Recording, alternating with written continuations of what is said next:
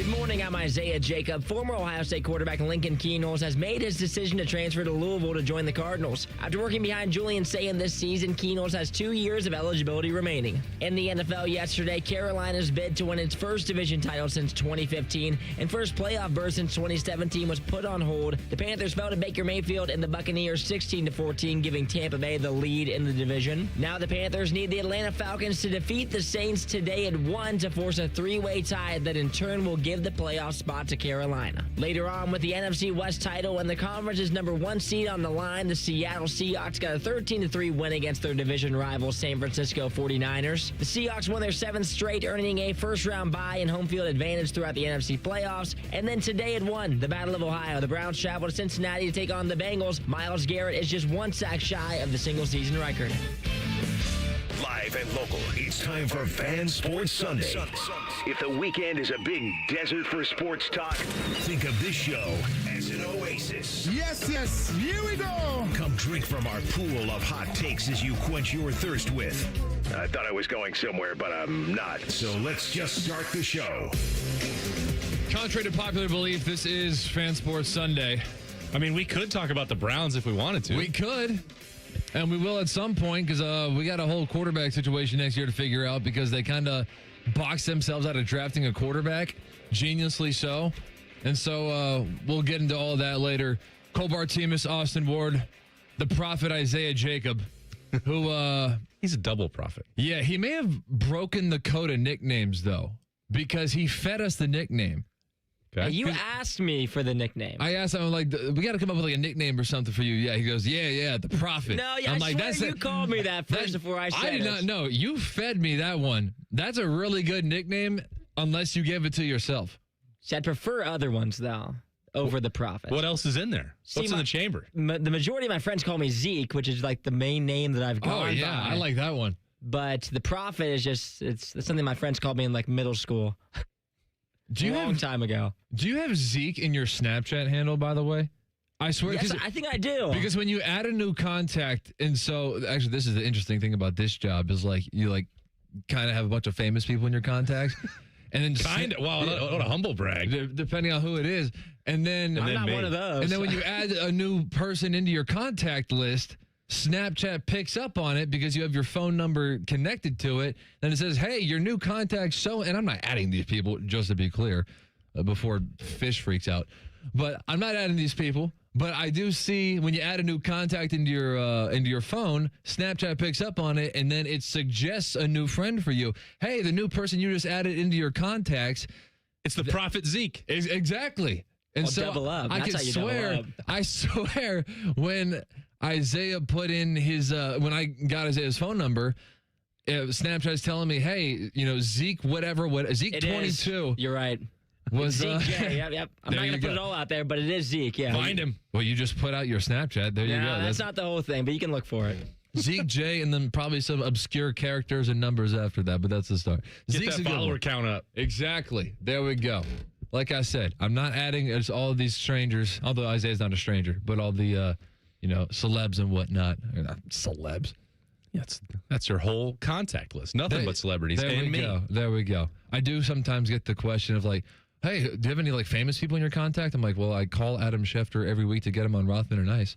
So It's pretty big. Technically, yes. You got to Not go to my one of those. contact list. On my Snapchat, I've got all of them on there. Yeah, exactly. Not They're- my contacts. Oh, we're taking selfies and sending each other those captionless photos just so we can see each other like middle schoolers do. There we go. All right. So anything happened this week? By the way, we had. No, I can't think of anything. Yeah. We had a holiday. We had a football game. Did you hear? I don't know. Ohio State and Miami played, and it didn't go well, depending on who you ask. So Miami wins this one 24-14.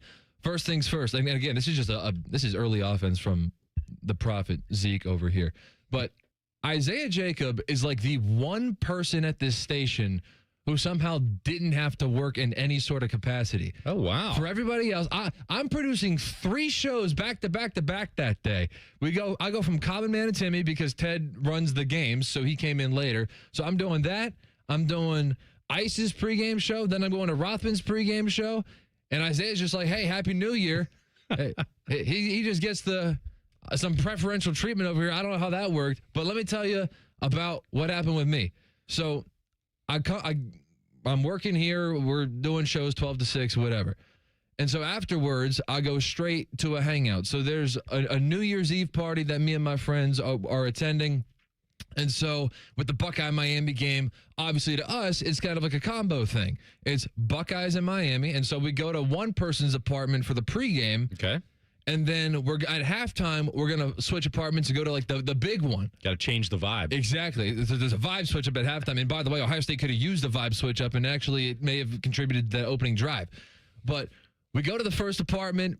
The football game's on. We're hanging out. We're doing our thing.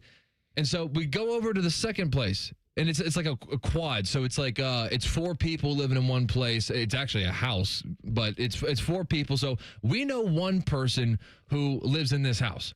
So we are basically 25%. We're already guests at this person's house, but we're also in the minority in the sense that we're like, we only know one person. So when 4 people live there and they're all inviting people over, now we're like minorities even as far as guests go. That's too many strangers. And let me tell you, it was not a football crowd. Uh-oh. We show up, the game's not on the TV. Like, that cannot happen, okay? And so the person who we know went to bat for us and was like, hey, I was talking, I was letting them know, like, hey, when my friends come over, people are gonna watch the game, just letting you know. And we show up, and it's like music videos on the TV, and like, dude, it was like a Great Gatsby type of crowd too. Like, we show up, we didn't even know that there was a theme.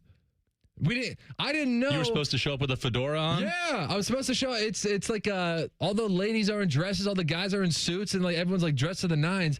And then our crowd rolls up asking about the football game. I'm in my fan hoodie. I'm wearing jeans. I'm in my fan hoodie. One of my buddies in a flannel. We're like, were we like not invited? Like, did we just show up and just crash this party? So we show up, we're doing the game where we're like propping up one of our phones in the corner and like we got some like bad Wi-Fi because we don't have the Wi-Fi password. So the game's cutting in and out. Like, we're kind of like bending down, trying to get an angle. So everybody else dressed to the nines, not watching the game, but having a great New Year's Eve party. And we come in thinking it's an Ohio State Miami combo party. And we're watching in the corner on our phones, dressed completely out of whack. So that is how my night started.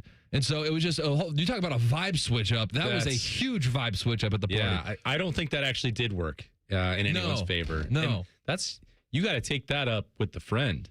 No, she went to bat for us. Okay. She went to bat for us because it was kind of the other thing. She was outnumbered in her own house. And so she was But she didn't send you the dress code? That's true. So I'm showing up I'm in a fan hoodie and jeans. Like, I came straight from work. And I'm showing up, and that was a total party foul on my part, although I wasn't alone in that, so my buddies were there to help bring me down with me. But so that's how that night went. Now, the game eventually did get put on the TV, so we did win that battle, thankfully so, because, I have the excuse of like, hey, like, this is for work. Like, can I watch? Like, so Didn't you see my hoodie? I'm working right now. Don't you see? Yeah, exactly. Like, I'm taking notes. Like, I'm writing stuff down. Like, I got to be ready to With go. a beer in his hand, I'm taking notes right now. No, I'm not a beer guy, which I know is like one of the most unmanly things about me. Is that I don't know, dude. Just can't you do whatever you want to do. Hey, man, there was some we were mixing There's no stuff. shame. Exactly.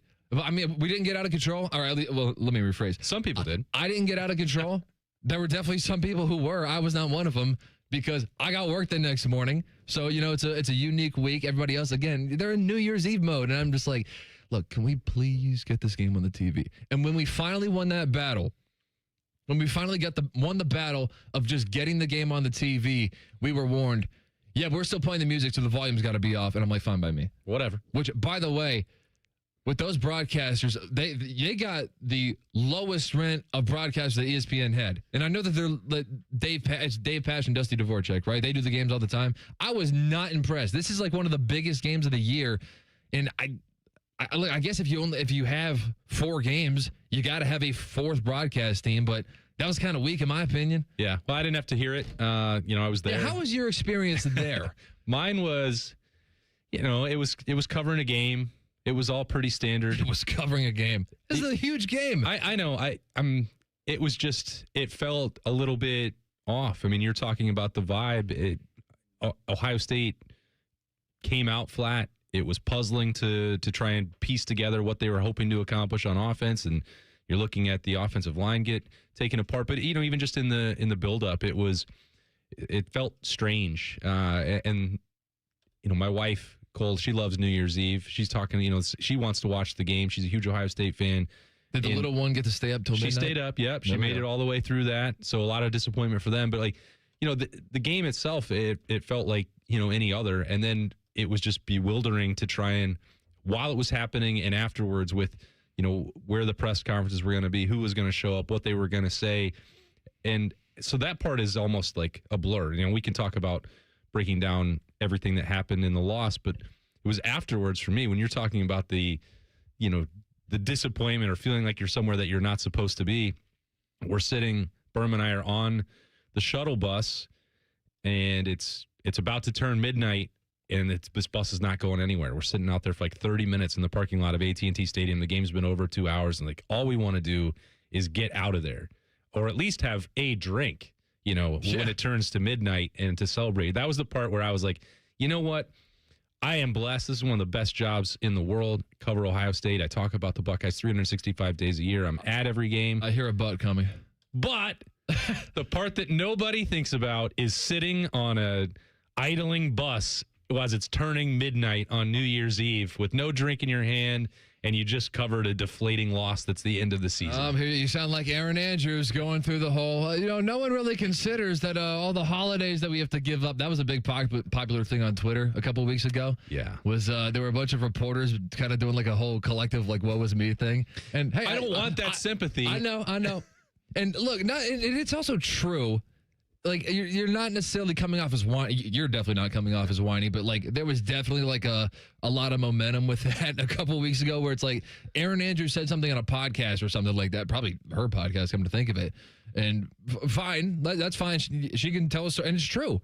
But then when every reporter after that came on and was like, oh yeah, man, this is it's like, what are you doing? If everybody's so upset about this, it's like no one really considers the sacrifices. It's like, yeah, but at the same time, we also get the rewards. Exactly. And you're also not alone. You have all your coworkers there who are doing the exact same thing. And so it's like how am I going to be oh no, I got to come into work on New Year's Day, man. I want to go out and drink with my friends. It's like, well, when I show up here, I got a bunch of friends who are doing the exact same thing. So we're all in this together. All right, more of this, more thoughts on the game, more thoughts on the state of the program, and the transfer portal is getting busy with Buckeyes and former Buckeyes, by the way. That's up next. Fan Sports Sunday on The Fan.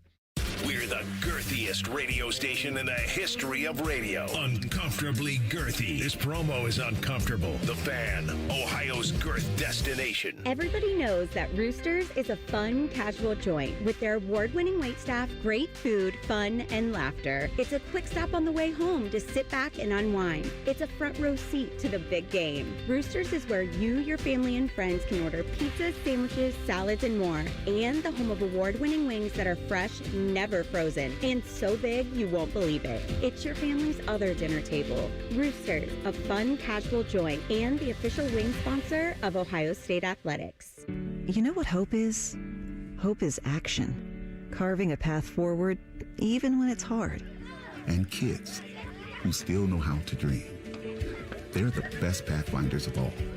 So at Child Fund, hope means helping millions of children living in poverty worldwide to grow up healthy, educated, skilled, and so all those good things can come true for them, safe. And that means safe at home, safe at school, and safe online. Hope means walking this path together, all of us. Because when we work together, we can do so much more. That's right. Hope includes you. Child Fund, because we need each other. To learn how Child Fund works with children in 23 countries to help them achieve their full potential, visit childfund.org. That's childfund.org. Hey there, Jane Lynch here. You want to hear something funny? Too bad. You want to hear something uplifting that will inspire you? Good. Because today, I want to talk to you about Direct Relief, a humanitarian organization that does seriously good work when it counts.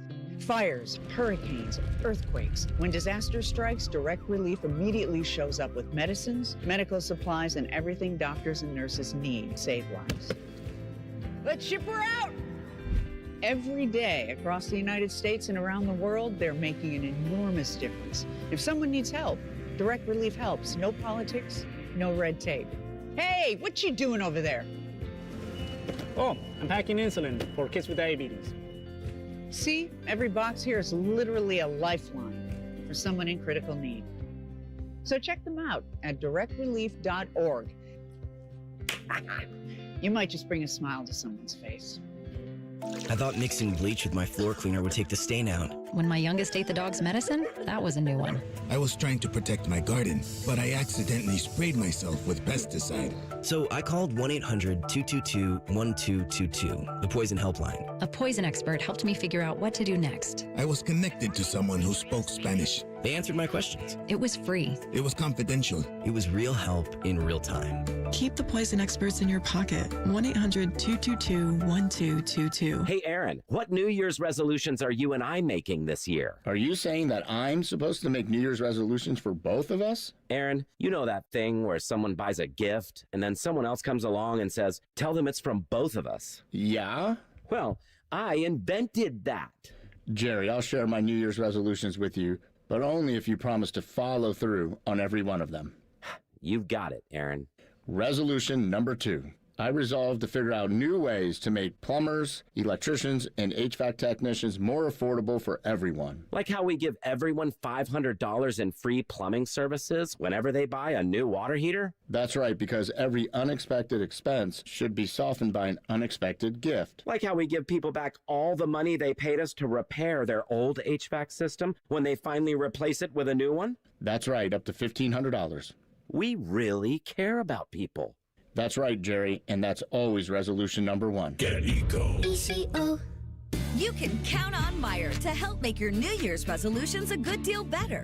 This week, enjoy healthy savings on essentials like Meijer Wellness Vitamins. Now buy one, get one free. Select fitness nutrition products or buy one, get one 50% off. Fresh from Meijer chicken breast small packs are buy 2, get 1 free. And mandarin oranges are only $3.99 for a 3-pound bag. Shop Meijer and bring more good to your wellness journey with huge savings and selection. Exclusions apply. See all deals in the Meijer app. As a teacher or coach, do you ever feel overwhelmed supporting kids' mental health? Teachers need tons of help. I had never experienced players being so down that they can't even participate. It's so important that we are constantly educating ourselves. It's the same as the CPR class to me. We're trying to save a life here. The Kids Mental Health Foundation has free tools and information developed by experts. Scan the QR code or check out kidsmentalhealthfoundation.org to get started. In the old days when people lived to be 40, you only had one option for listening to your favorite show. But now, ooh, baby, radio, podcast, the Fan app, and YouTube, ooh, just to name a few, live or on demand. You have no excuses. The Fan. Fan weather. From the Logan AC and Heat Services Weather Center. We'll see a mix of clouds and sunshine here for your Sunday, with temperatures warming up into the lower 30s here for this afternoon. Winds will be fairly light at about 5 miles per hour. And then as we head into the work week, we are tracking a nice warming trend as we get back up into the mid-40s here on Monday with a partly cloudy sky. And that's a look at your 10 weather impact forecast. I'm meteorologist Aaron White here on 97.1 The Fan. During this 10-second promo, Rothman will lose money gambling on something. People like you come here and blow the family nest egg that built this town. Rothman and Ice. Weekdays from noon to 3. The Fan. Coffee? These guys don't need coffee. They're jacked on life. And Buckeye football. You're listening to Fan Sports Sunday. Cole Bartemes, Austin Ward, Isaiah Jacob is the combination today. So that game that took place on New Year's Eve, huh? There was one, yeah. Yeah, a little bit. Honest to goodness, and let's just go through what our expectations were throughout. So I did not hear a single person at this station predict a Miami victory. I think I was the closest because as cliche as it became leading up to the game, and this is just what happens when you have like a week and a half layoff in between games. It's like they're going to be talking points that just get beat to death. Yeah. Which is my big problem with the NFL draft is that we have like 3 months of that. And so we're kind of approaching that season very quickly. Boy, here we go. Senior Bowls are coming sooner than later. We're going to have combines.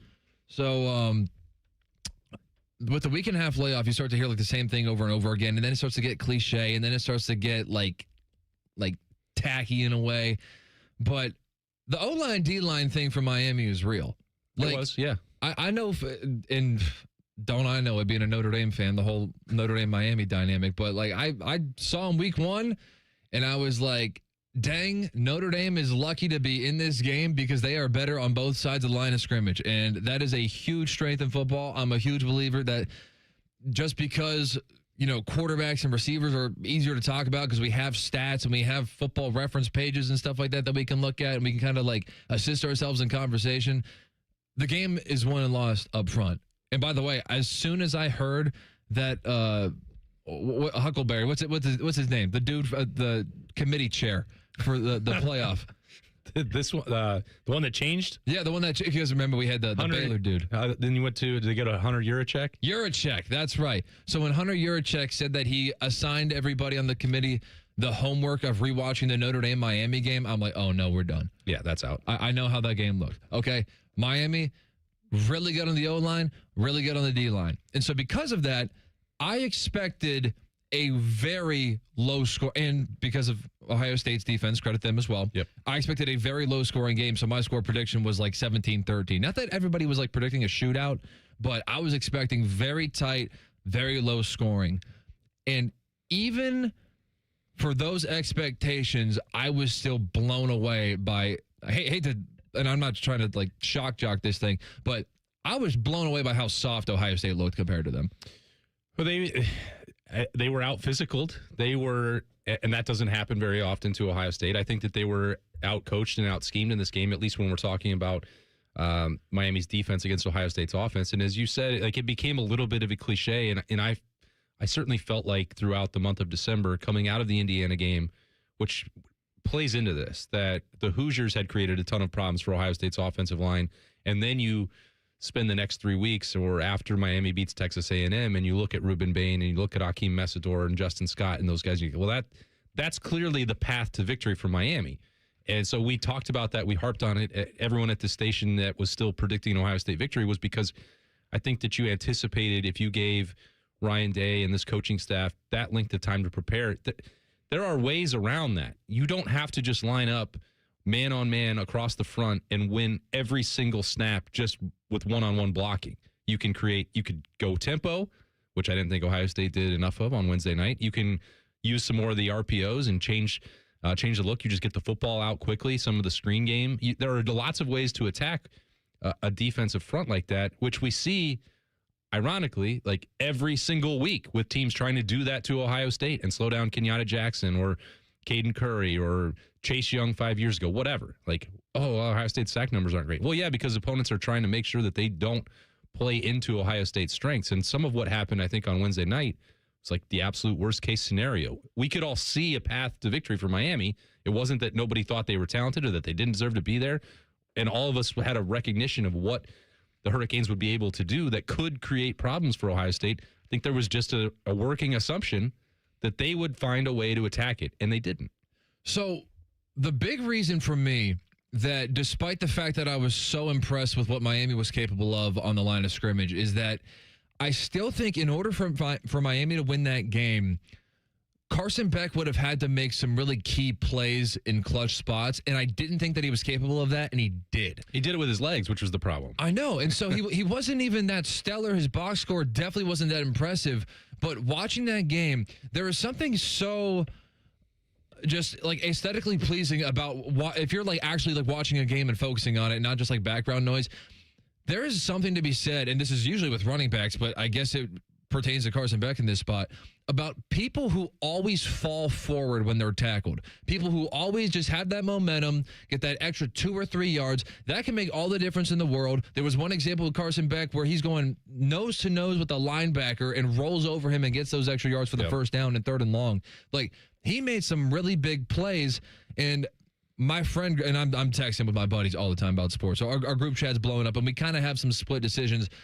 Some people are coming down pretty hard on Julian Sayin and not really impressed that he didn't step up much. I'm saying, like, he was under so much duress. What do you want him to do? And it was all game long. It's not like there was just a couple bad drives or a bad half. Like, all game long, he didn't have much to work with. I did think he was kind of holding the ball a little bit longer against Indiana, and I'm glad that you brought up Indiana as well, because I think that definitely changed the perspective of this.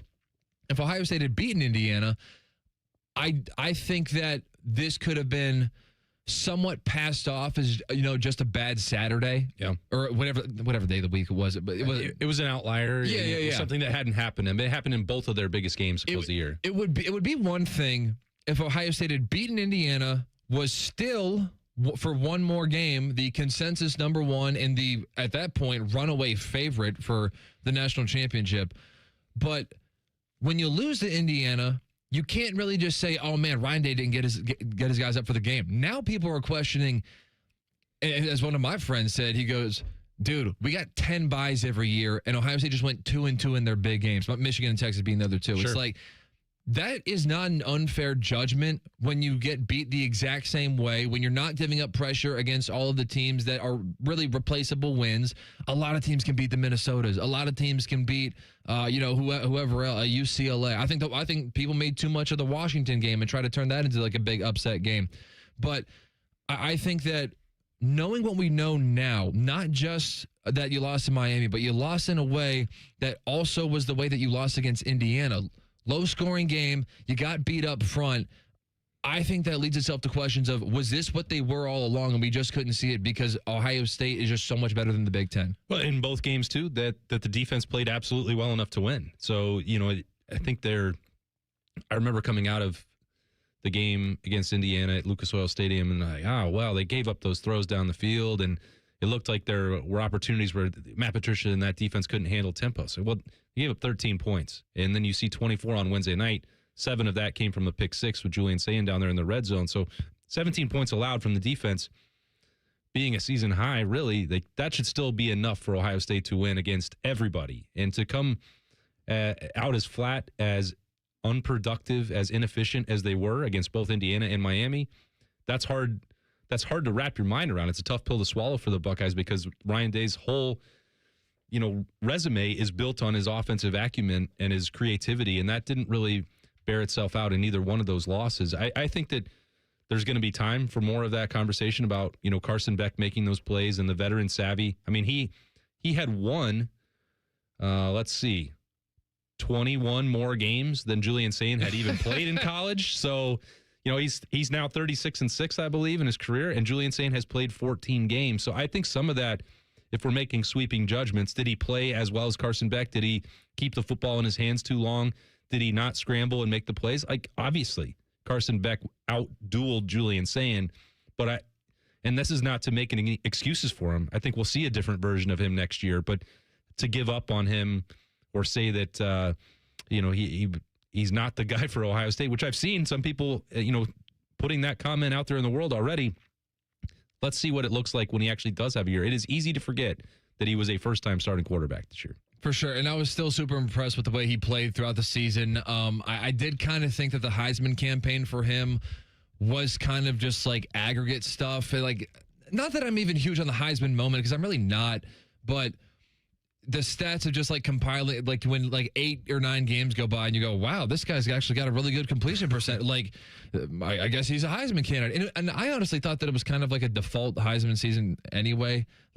It got to the point where the Final Four, and this is before Alabama lost to Oklahoma, but we were approaching the end of the season, and it was head and shoulders that the quarterback of just the top 4 teams, of just Sayin Mendoza, Marcel Reed, Ty Simpson, those are all the top 4, and it's like, all right, we're kind of just taking the quarterbacks that have won the most games. There wasn't really that much standoutish of a year, but even so, I did think that Sayin was really good, very useful, very competent, and did so early on too. And I think one of the biggest feathers in his cap from this season was how he played against Texas when Arch Manning, who also had not really started a considerable amount of games leading up to this season, Arch Manning looked shook. And so I thought that Julian Sayin played very well. And I'm confident in him going into the next season as well. I have one more thought about this, and then we'll get to the transfer portal that is loaded with Buckeyes and former Buckeyes, by the way. 2 more minutes. Stick around, Fan Sports. Wait, what day is it? Fan Sports Sunday on the Fan. Browns pregame show, whatever. Your child's oral health milestones matter.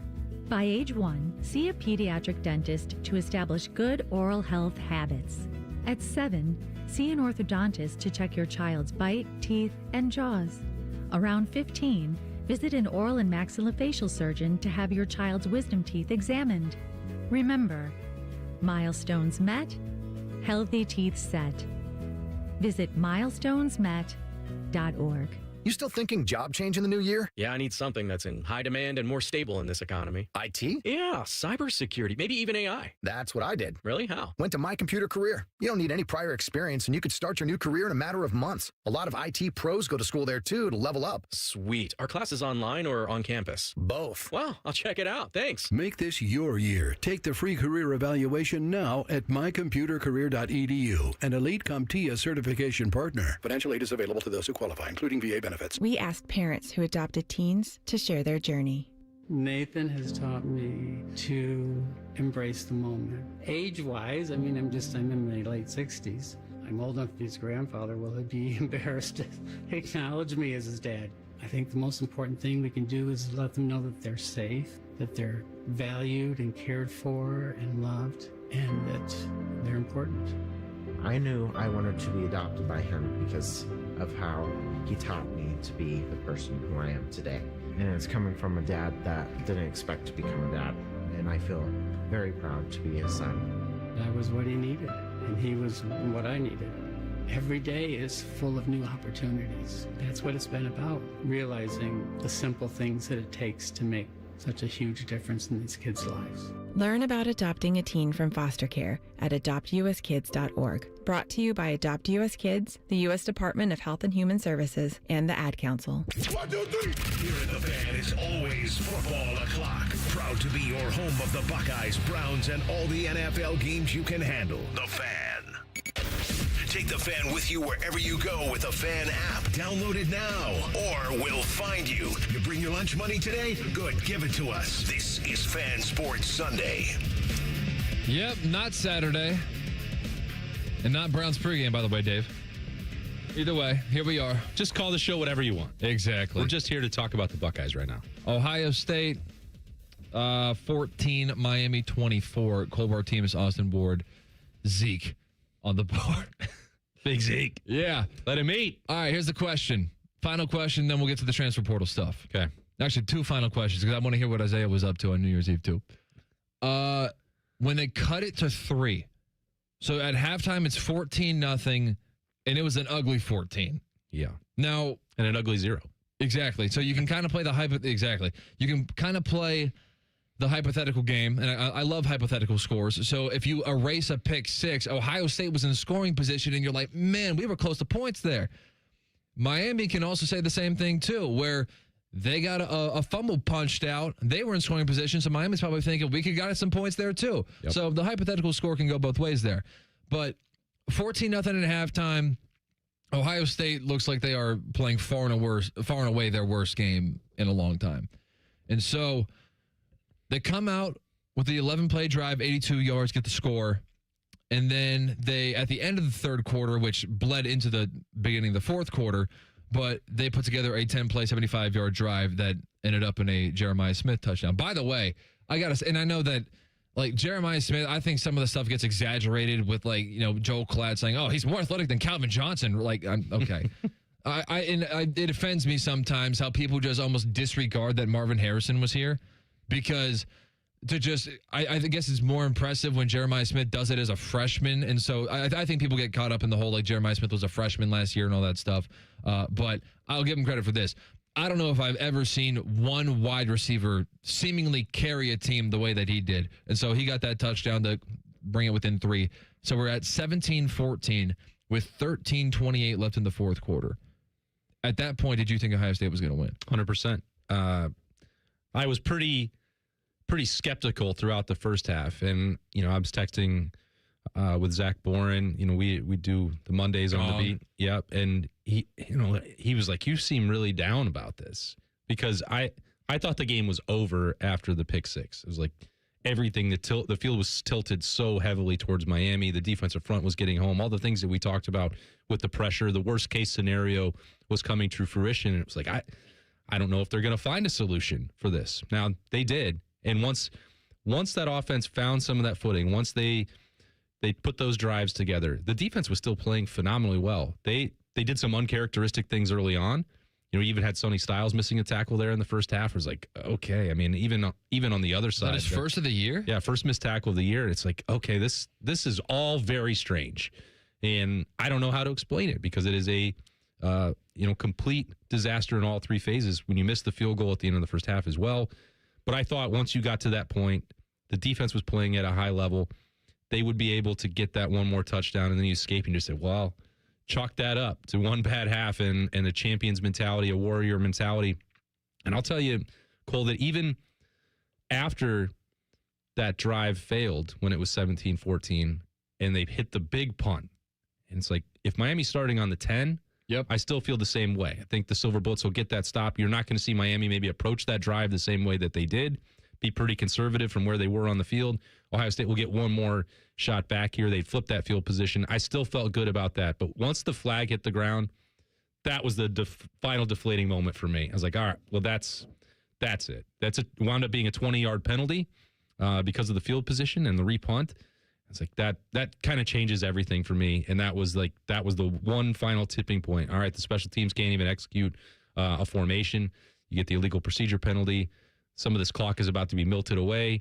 And again, part of that and a lot of that is up to Ohio State and the tempo that they chose to play with. They did not leave themselves enough possessions to go win this game. And, you know, we expected at some point that when Ryan Day is saying he's going to push the gas pedal and they're going to go up tempo, and that just didn't happen. And we'll never really know why. We know what some of the explanation is in terms of limiting reps and limiting snaps over the course of the year to be fresh and healthy for the playoff, but they didn't put it to any effect really on Wednesday night, at least not to the level that they needed to win that game. So I did feel they were in position to win that game, and I was pretty confident that they would. And it's ironic to me that it wasn't even the sack or the holding call. It was the special teams gaffe that really took the final shred away for me. Where'd you watch it? At a house party.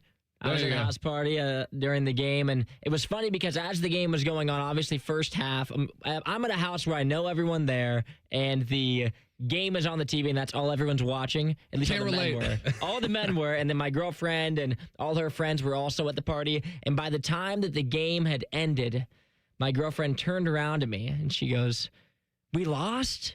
How? Oh, okay, hold on. That's you could have watched. Yeah. I know. Look, I don't expect the girls at the party to be as into it as the guys. You know, some of them are, and that's great. I love that. But you got to at least have an idea of what the score, like at least a little bit. Like perception of the room. Like I was obviously steaming mad. Yeah. The whole game. Did she also just not care about you? Yeah, I know. Because at no point did she say, "Hey, you seem kind of upset right now. What's getting at you?" Oh, wait, Ohio State's about to lose?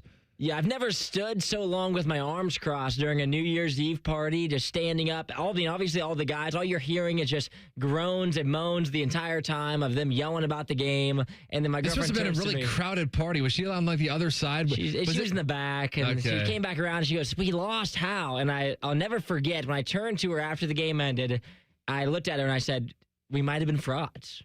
And it really hurt. It really hurt me to say that because of how good the season was, but the part of us not playing anybody really hurt. I don't think that we were a bad team, but I think the part that really hurt me the most is after the Indiana game, after we had played slow all season long. Played the Indiana game, a lot of people said maybe we didn't game plan to beat Indiana. Maybe we thought we could just beat them in the Big Ten championship game. We weren't ready for their pass rush, their defense.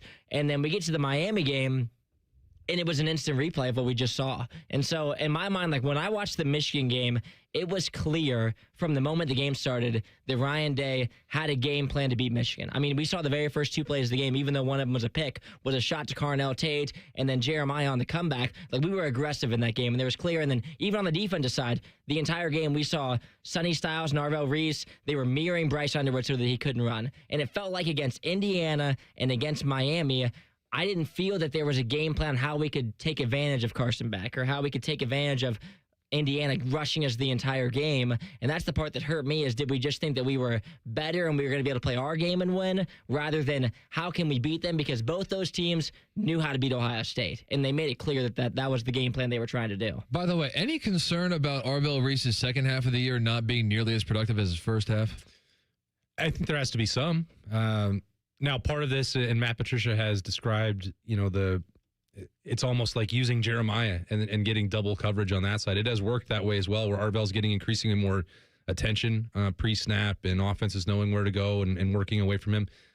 It's a balancing act, Cole. Like you still have to be able to use him. You need your best players to make those plays. It's not as if, Jeremiah's getting double, let's not throw it to him. Like, you still have to put the football in his hands. And I think some of those rush opportunities, they weren't quite as prevalent in the second half. And it is a little bit nitpicky because I don't put any blame whatsoever on the Silver Bullets for losing that game on Wednesday night. No, and I don't assign it to Arvell needed to make one or two plays. It would have been great if he did. Make no question about that. But I think the real issue would be for the NFL draft evaluators and talent evaluators and general managers. Like, they might wonder that. Yeah. Why did that not happen? But at least for the Ohio State perspective, it's like something we can talk about, but I don't worry about it. But he's gone anyway, so what difference does it make? I mean, he hasn't officially declared, unless some news is broken in the past hour that I'm not aware of. Don't scare me. Yeah, yeah, exactly. Hey, this is your job to break the news. So we got to have Austin hop in with an update at some point. But it's going to be one of these silly games that are going to be played. But this was kind of like a showcase game in a way, because you have like NFL fans all over the place who are it's the only game on in that time slot, and so that there are a couple of draft picks. They're putting up the graphics of Mel Kiper. There are basically like 7 defensive players in this game who are all in the first round for Mel Kiper on the big board so far. And so all that hype, all that pomp and circumstance. And I know that Ruben Bain and Arvell Reese are not playing against each other. That's kind of a thing we do with quarterbacks too.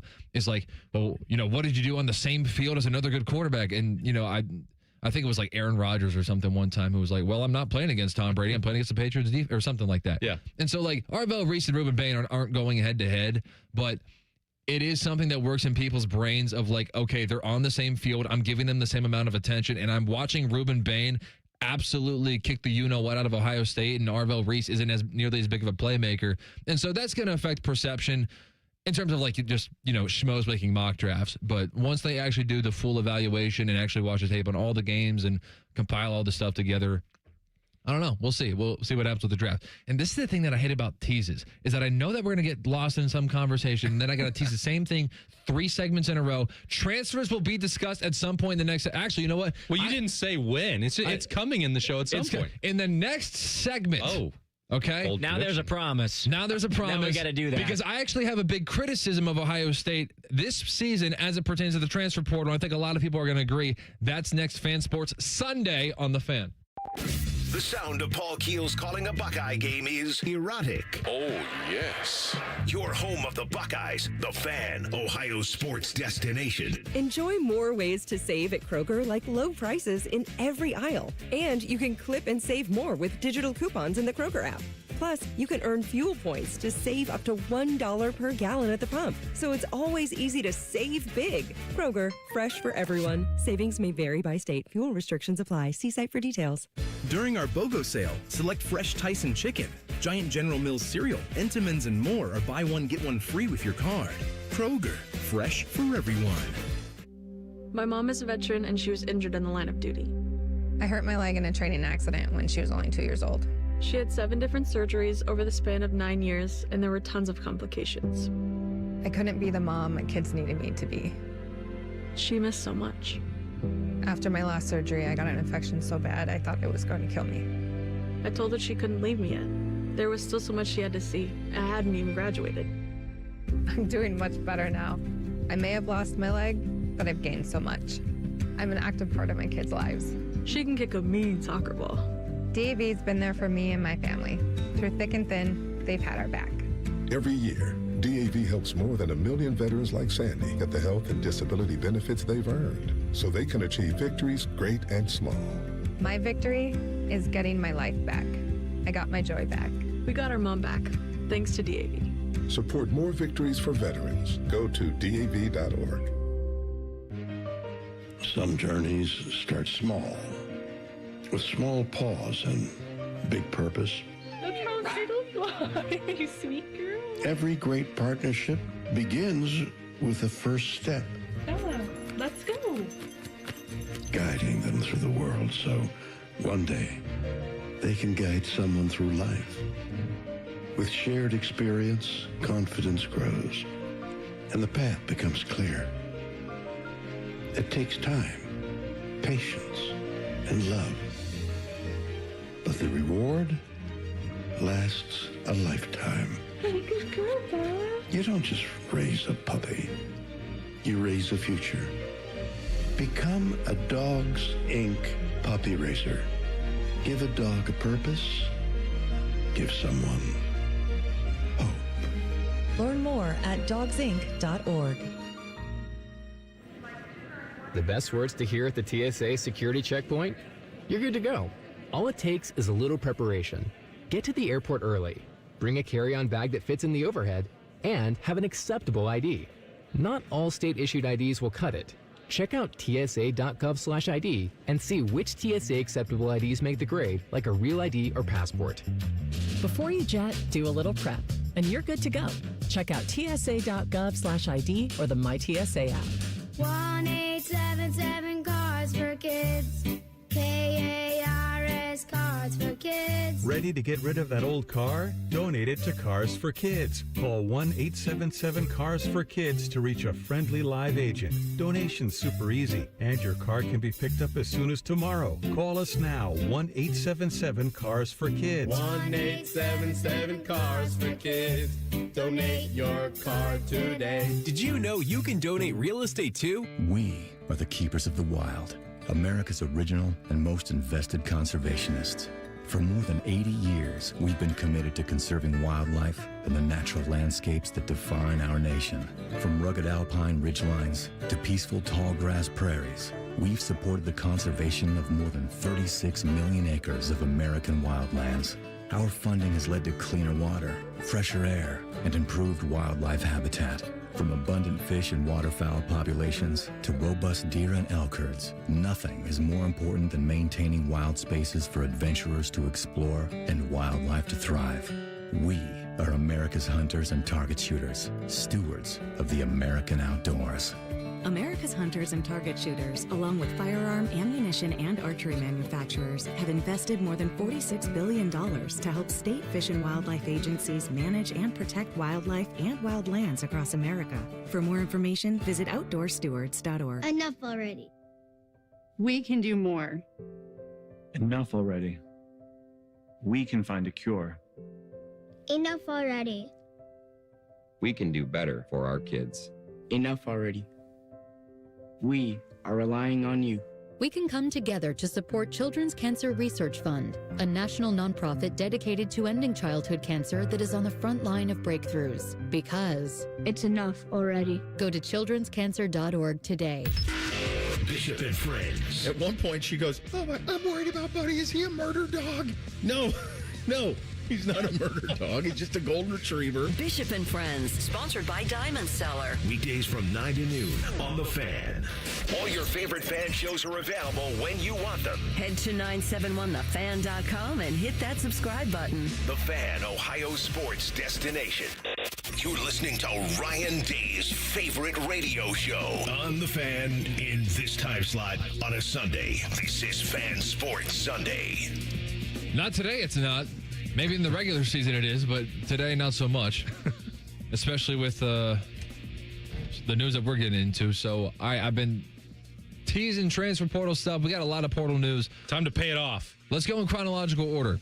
I think one of the big criticisms, very fair criticisms that one could offer to this Buckeye football team, not that they needed a ton of assistance to begin with because they were pretty loaded. I think they got very little contributions from the portal. A lot of disappointments in there. I'm not going to go scorched earth on Max Clare because my expectations were way lower than everybody else's to begin with.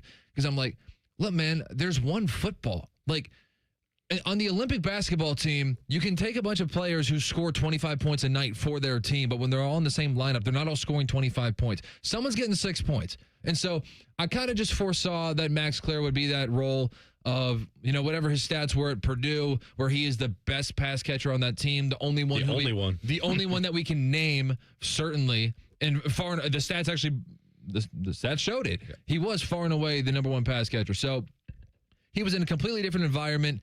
And so I'm not going to go crazy on Max Clear because my expectations for him were kind of low to begin with. There were a couple times in the year where he was dropping passes or whatever that I thought he was better than that. But whatever.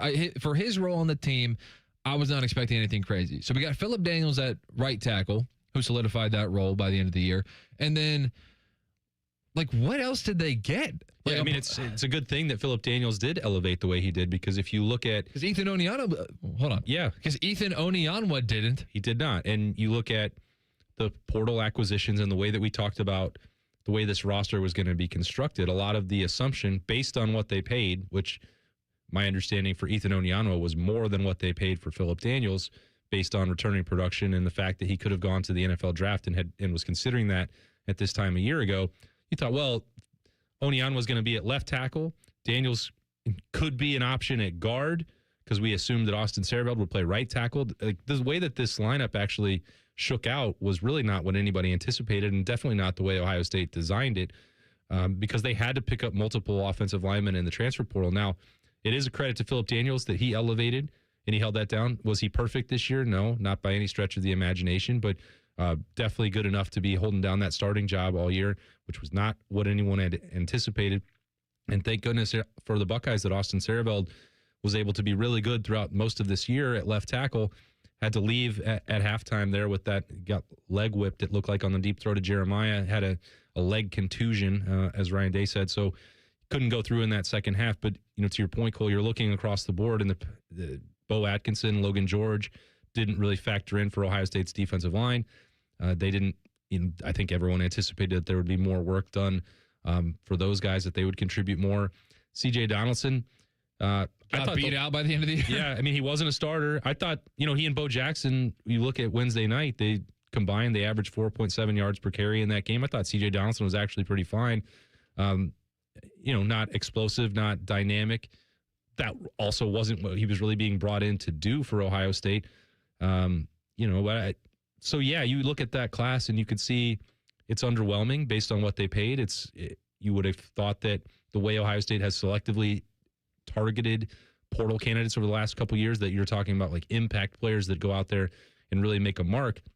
And this is not an excuse or waving it away that they didn't get what they wanted or what they thought they might get out of those people that we just named. But at this time a year ago, Ohio State was preparing for the Cotton Bowl semifinal and Texas, and they were then turning the page to the national championship game and playing Notre Dame.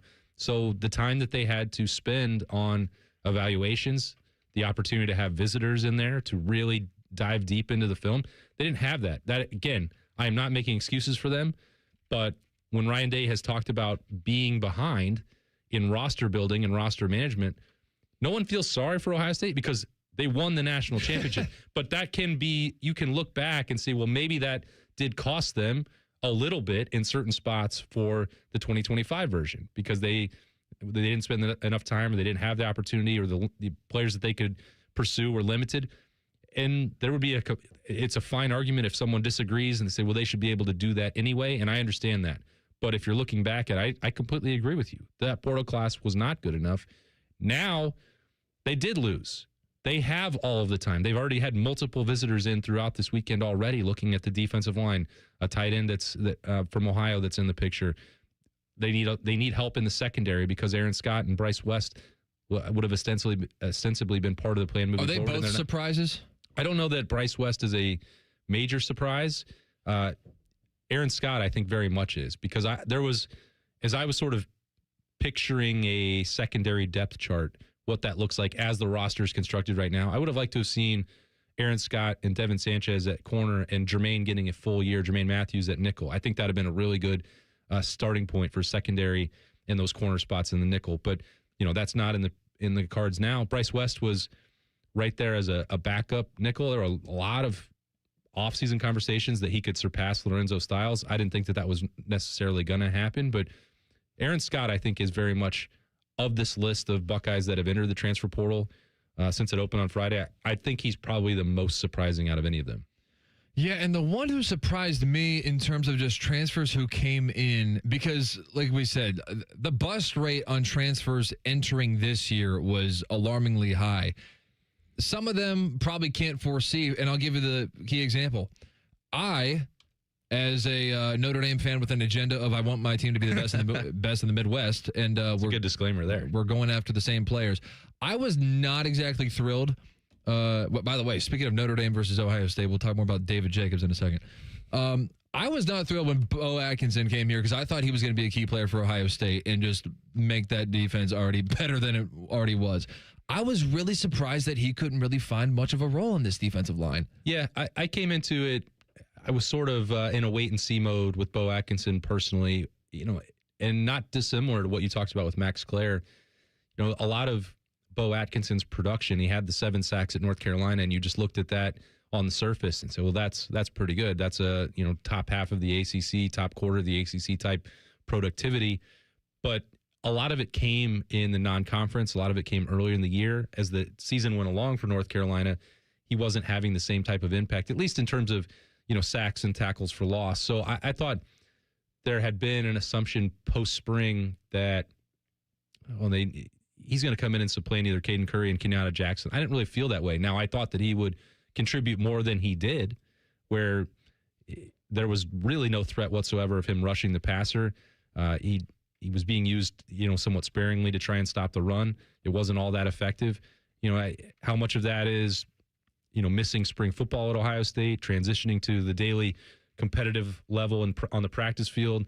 Is there an opportunity for any of that stuff to change for him down the road? We'll see. But, that with him or Logan George, neither one were able to give what people expected that they might. Now, for Logan George, I think that, he missed the last 2 months due to injury. So that's not necessarily on him. But, Bo Atkinson was full go and just not able to really contribute for Ohio State up front. All right, so we know a lot of Buckeyes are leaving, but how concerned should we actually be about all of this? We'll discuss it next, and Isaiah Jacob is going to give us an hourly update.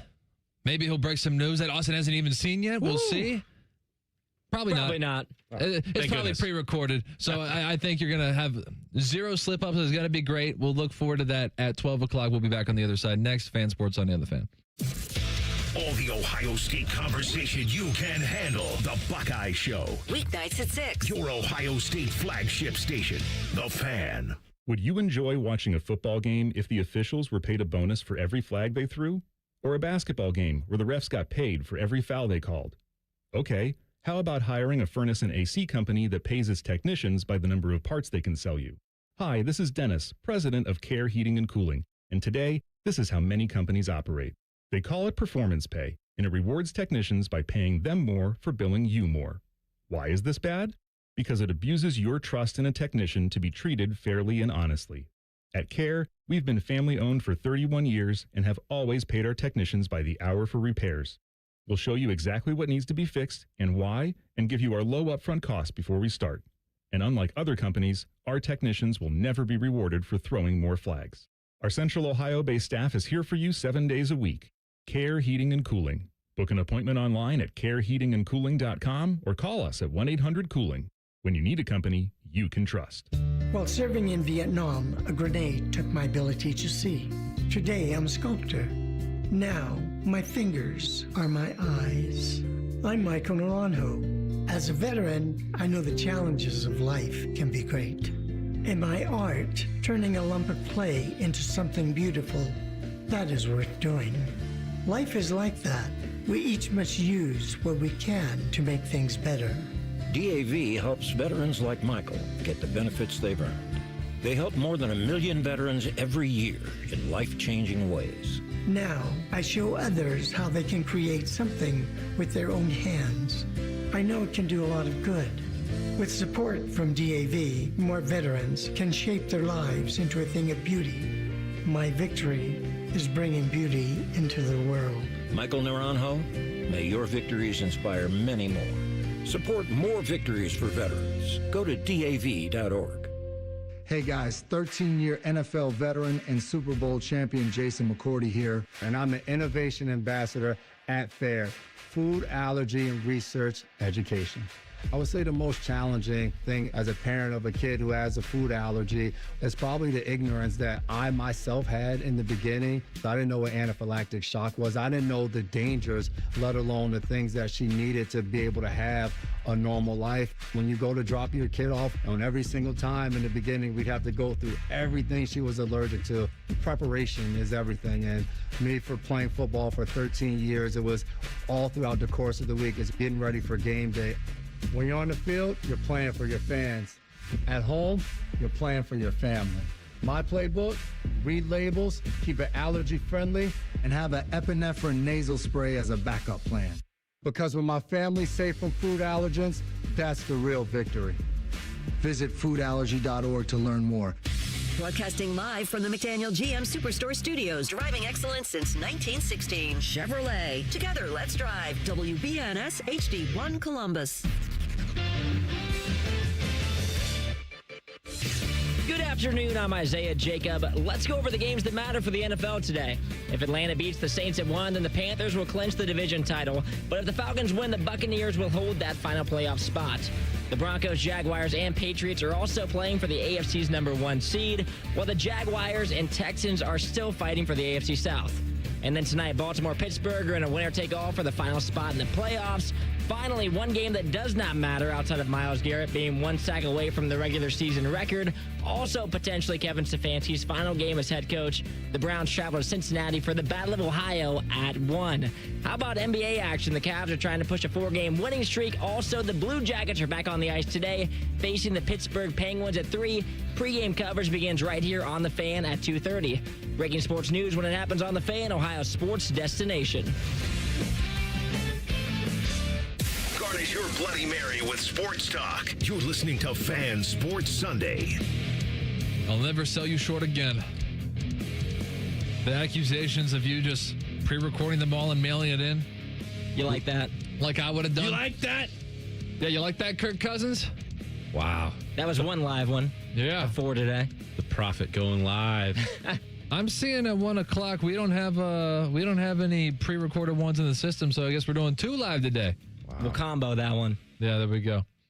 I just like you sneaking in the analysis and the critiques into the news. He brought up a lot of topics that we're going to hit later in the show. We're kind of emptying the clip as far as Buckeye content goes right out of the gate. So we had a huge Buckeye hour. We're not necessarily done with it because we got a couple other things to wrap up here. But a lot of that stuff, the Myles Garrett myth that's going to be taking place. Definitely Black Monday tomorrow. So we'll discuss NFL coaches that may or may not be coaching at their current locations next season. So we'll discuss all that. So that was a great teaser for the rest of the show. It was kind of an update, kind of just like what's going on, what I think about it. I can't be objective during an update. Poor Kevin Stefanski. You're telling me. As I think I saw something. I will save it for later, whatever. But anyway, a couple of things that I wanted to bring up based off of what you said in the last segment. One thing that caught my eye, or ear rather, when you said that Ohio State brought in Ethan Onyanwa and Phillip Daniels to be the bookends of the offensive line and play both tackle positions. Yeah. We didn't necessarily foresee at this time last year, Austin Sehraveld bumping out the tackle.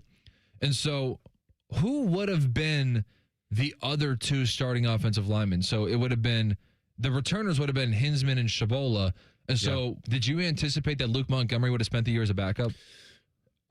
No, so I didn't know that Daniels would actually be starting caliber tackle, and I don't think that Ohio State did either. He had only played those 4 games. I think he started 4 games at Minnesota the year before as a redshirt freshman, and they needed to find 3 guys who would have been capable of playing tackle because there was going to be a little bit of surplus talent available on the interior because you had Luke Montgomery coming back, you had Carson Hinsman, you thought that Josh Padilla could be on the rise, and Integra Shabola had played a lot of football for Ohio State. So they were trying to get to a point where there was not going to be experience to start with at tackle. And I think a lot of the assumption would be that either Austin Sehraveld or Integra Shabola could have kicked out to play tackle, and that Phillip Daniels may be a year away. He really changed the dynamic with a very productive spring, building on that in training camp, and suddenly like the picture had changed dramatically. So I didn't know that Daniels would necessarily take one of those starting jobs because I think we all assumed based on, the NFL draft feedback, the level of investment that Ohio State put into Ethan Onyanwa, that one of those jobs was going to go to him. And then you would have the ability to potentially have a 3-man competition between Sehraveld kicking out to tackle as that became like a realistic option, going into March of last year. Integra Shabola, we pick him apart. You know, he was not as reliable as he needed to be. There was inconsistency before the injury that knocked him out of the Cotton Bowl. But the physical tools were never in question, really. He's dating back to his initial recruitment. There was always conversation about whether he could play at tackle, whether he needed to be a guard, what was the best position for him. He would have had the opportunity to kick out there as well. And I think that maybe we'll look into the future and Phillip Daniels will be better suited to playing guard. I don't know. But you still have the same option now if you are able to keep Austin Sareveld and Phillip Daniels around and you have Ian Moore on the rise this offseason. Because I think you look at the way he played in the second half against Miami, and he very much needs to be part of the plan moving forward and the solution. So I don't – there is a lot of justifiable skepticism about the Ohio State offensive line based on what happened against Indiana and Miami. I think you give these guys and the talent that's on hand another offseason to develop and grow. I don't even know what the best five-man formation looks like for them, but they have enough talent and depth on hand to get that job done, in my opinion, with another year of growth. But that's Tyler Bowen. I think he's had 1 year as the offensive line coach, and it didn't end the way anybody wanted. So can't take any of that for granted. We'll see what they do there, but I think that they're in a pretty good spot there. Craig in the YouTube chat, regular YouTube commenter, says there are too many players that want to transfer and don't want to compete. You sound old, but let's talk about some of them. Lincoln Kienholz, we know, is going to Louisville. I am not that concerned about that. I think that there are many examples of quarterback, or really just anywhere. We could spin some of this audio from Northern Illinois coach Thomas Hammock in a little bit. But I wouldn't be too fearful about all these guys leaving. Quarterback's a unique one because that's a position that doesn't rotate and there aren't multiple on the field. And so other positions, corner, defensive line rotates like crazy in football. Yep. But I don't think anyone's really concerned. Were you much of a Lincoln Kienholz guy? Because that was a big debate. And I think Ryan Day even said, actually, and he didn't say this until after the spring game, understandably so. There's the gamesmanship of him versus the media and how this would play out. I totally get why he didn't reveal this. But after the spring game, he confessed that Lincoln actually had a lead over Sayin heading into the spring game. Yep. And then Sayin had so much better of a spring game than Lincoln had. And so that kind of, as he put it, brought them back to 50-50. It's easy for me to say because I don't watch practice. I only watch the spring game. And when Sayin was that much better, it's like, yeah, 50-50, okay, whatever. It's like Sayin's got to be way ahead. Evidently, as it played out, Sayin won the job. What was your breakdown? We don't have to rehash, months worth of content, but just briefly, Lincoln versus Sayin, the whole QB competition. How close did you think it was? Yeah, even the day before the spring game, which I think is one of the more interesting practices of the season for Ohio State based on the way it went. Like Julian Sayin and Lincoln Kienholz had a much better day. It was the Friday coaches clinic practice, so it was one of the 5 that we got to watch. And really that and the student appreciation day and the 2 earlier practices, like Lincoln Kienholz was outperforming Julian Sayin in all 4 of those. The only one and that's not the complete picture. That is not all 15 practices. That's not the workouts and everything else. But when we were forming, our opinion and preparing to cover that quarterback battle throughout the offseason, it was like, well, 4 out of the 5 days, Lincoln Kienholz was better than Julian Sayin then. Now, the one that everyone saw and that was broadcast on television was Julian Sayin lighting it up in the horseshoe. And that, I think, made it a little bit more complicated and fed into this notion that the quarterback battle wasn't legitimate, that it wasn't real, that we spent 3 months all rehashing. But there was a lot to like about Lincoln Kienholz. Now, at no point did anyone say the ceiling is higher for Lincoln Kienholz. That was obviously going to be Julian Sayin with all the things that we saw with the ball placement, the decision-making. He can still get better at all that and will need to heading into 2026. But Lincoln's dual threat ability, I think some of the swagger that he plays with, the leadership that he had shown. He was an Iron Buckeye in the summer. That's not for nothing. They don't usually just hand that out to anybody. All that stuff lent itself to Lincoln Kienholz could and had proven himself to Ryan Day and Billy Fessler and Brian Hartline that he could really help that team if need be. Now, Julian took off on that rocket ship and he was a Heisman Trophy finalist, but you look at the choice that Lincoln made to come back, I thought it was a really good one for him. He's now had 3 years of development with Ryan Day, and Jeff Brom tends to know some things about quarterback development as well. So that seems like a pretty good spot and another, I think, endorsement of what people see could be in the future for Lincoln Kienholz. He's going to be a good quarterback, in my opinion. Is he going to be an NFL caliber accurate passer? Probably not, but I think he can win a lot of games for Louisville. Couple more that we got. Devontae Armstrong, one of the twins from St. Ed's. Shocked that only one of them jumped in the portal, but that may be an indicator that one of them is better than the other. Yeah, I think there has been a pecking order there. We'll see if any of that changes. But again, you're looking at the competitive opportunities and the playing time that's available as it stands right now, unless there is something that qualifies as a surprise in the next couple of days or in the week ahead till the portal closes. It's going to be tough to crack that lineup. So that if you see, lower third, which is sort of the way I view this now anyway, Cole, like churn on the bottom third of Ohio State's roster, that's the normal order of business now. So if you got two guys ahead of you before you could try and get in that too deep, you're probably not going to be around for much longer. Yeah, and then a couple others that I think may have caught people's eye, because there were some, like Demarion Witten and Logan George, I don't think people are freaking out about, whatever. Bryson Rogers, we already knew because he was one of the early ones. James Peoples was definitely an interesting one. The thing about James Peoples for me, and obviously with his role in the team this year, it wasn't a tremendous role. We talked about them bringing in C.J. Donaldson. That first and foremost kind of tells you that James Peoples is not a bell cow of a back. And then, never mind the fact that a true freshman won the job by the end of the year anyway. So I don't think that Ohio State fans are going to be freaking out about James Peoples. But the funny thing about it is that I remember last year in the non-conference, I don't even remember who they played, but Ohio State had just a walkover of a non-conference schedule. And so because of that, James Peoples was able to play a lot of games in the non-conference because you don't need Travion Henderson and Quinshon Judkins playing into the fourth quarter of blowout games against MAC schools anyway. Right. And so I remember from the post-game press conferences, every single time the first 3 games of the year before they got to the Big Ten schedule, but every single time that Ryan Day, who was frequently asked about Travion and Quinshon, every single time he was asked a question about them, he would voluntarily, and James Peoples, and he kept shoehorning in James Peoples like into a bunch of Travion and Quinshon questions. And he's like, I can't forget about James Peoples, and he played really well too. And I don't know how much of that was just like he was bewildered by him, or was just like, or maybe he was trying to recruit his own roster away from transfers or something like that.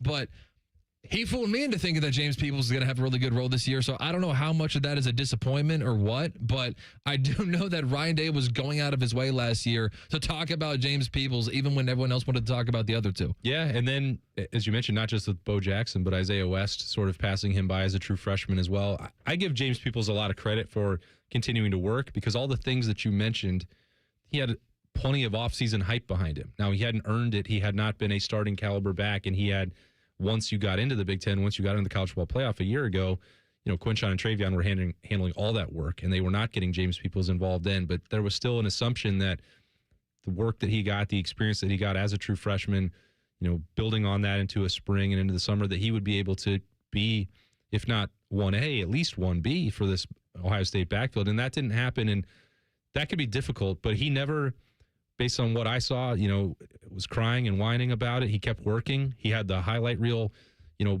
hurdle touchdown late in the year. They were still putting him out there. He was getting involved as a kickoff returner on Wednesday night in the Cotton Bowl. I think Ohio State still saw there was a lot of explosiveness, that he was still committed to putting in the day-to-day work. And, if he had decided to stay, probably it would have to have been for less money, if I'm speculating and trying to read those tea leaves about what's happening, because you're going to have to pay now more than you thought you would have had to for Bo Jackson or Isaiah West, and that will come at the expense of somewhere else, most likely. So, if he playing time, potential NIL opportunities, all those things factored into it, I don't blame James Peoples for making that move at all. And in fact, I give him a lot of credit for seeing it through the way he did. One Buckeye literally could not wait to leave the program. We'll talk about that one. You already know who it is. We'll talk about that one next. Fan Sports Sunday. We're the highest rated sports radio station in America. There's no joke there. We just are. The Fan, Ohio's sports destination. Men, the new year is here. And if you're like many of us, you're ready to improve your health. But if you're feeling low energy, not sleeping well, or not seeing results in the gym, keeping that resolution can be tough. This is Jeff for Tri-State Men's Health. And if those symptoms sound familiar, we can likely help. They often point to low testosterone, and treating low T is what we do. But this year, we're also helping men go further with 4 targeted body composition plans featuring growth hormone peptides, NAD+, diabetes, GLP-1s, and more. Designed to boost energy, support metabolism, enhance recovery, and accelerate fat loss. With our low T treatments combined with our body composition programs, most men notice real improvements. More energy, better focus, improved sleep, stronger workouts, and often a renewed sex drive as well. So call us. Your initial visit is just $99 and includes blood work and a medical consult. And if you start on treatment the same day, your visit is free. Call 800-900-9654 or visit tristatemenshealth.com. Featured therapies are compounded and have not been evaluated nor approved by the FDA. Provider prescription required. See website for details. People don't realize that glaucoma is one of the leading causes of blindness. Because there are often no early symptoms, nearly half of those with glaucoma may not even know they have it until vision loss has occurred. I was diagnosed with normal tension glaucoma in July of 2020. And what we found out at that point was I had already lost 40% of my sight. And you think it only affects people that are, 75 or older, retired, grandparents, and that's not the reality of it. I didn't think at all glaucoma was going to affect me because I didn't know of anyone that had glaucoma, no one in my family. When you have glaucoma, you can't get back that sight that you lost. And so early detection and treatment is vitally, vitally important. Don't miss life's most beautiful moments. Schedule an eye exam today. National Glaucoma Research, a Bright Focus Foundation program, offers free resources and tips for healthy vision. Learn how to protect your sight at stopglaucoma.org. You know a thing or two about the moments in life that matter. You've seized those moments to embrace joy, accomplish great things, and build meaningful relationships. Is it time now to sit back and reflect on a life well lived? Maybe. Or maybe there's more to be done. Maybe this is the most important moment you've encountered yet. By volunteering with AmeriCorps Seniors, you can seize the moment, lend a hand, and get back more than you give. We connect you to local volunteer organizations with opportunities that fit your schedule and match your interests. Through AmeriCorps Seniors, you can support people in times of need and make your community stronger.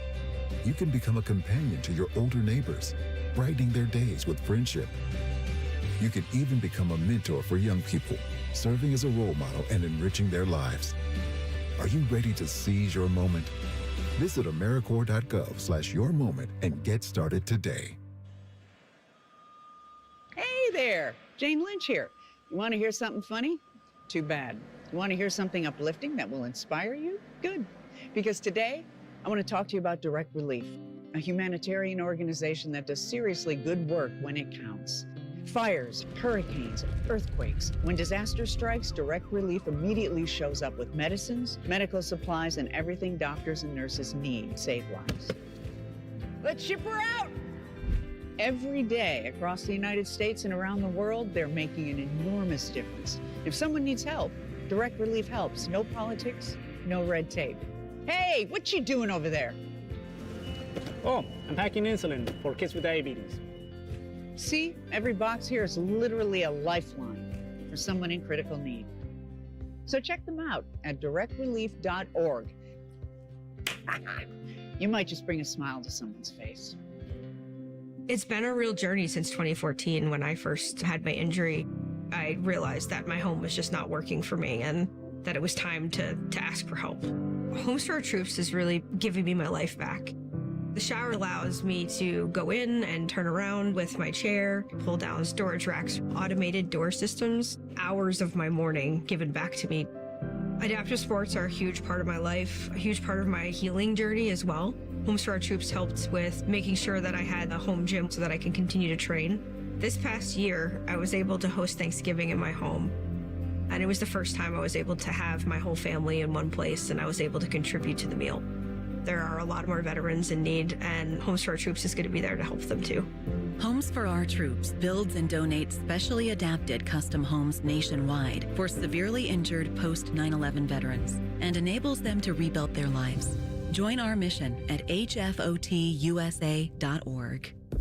Join the fan weeknights at 6 for the Buckeye Show. And if you're asking if it's just a bunch of homers rooting for all things Ohio State, yes it is. Proud to be your flagship home of the Buckeyes, the Fan, Ohio sports destination.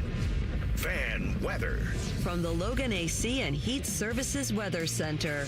We'll see a mix of clouds and sunshine here for your Sunday, with temperatures warming up into the lower 30s here for this afternoon. Winds will be fairly light at about 5 miles per hour. And then as we head into the work week, we are tracking a nice warming trend as we get back up into the mid-40s here on Monday with a partly cloudy sky. And that's a look at your 10 weather impact forecast. I'm meteorologist Aaron White here on 97.1 The Fan. If the sound of another man slammed against plexiglass turns you on, you've come to the right place. Proud to be your home for Jackets hockey. The Fan, Ohio sports destination.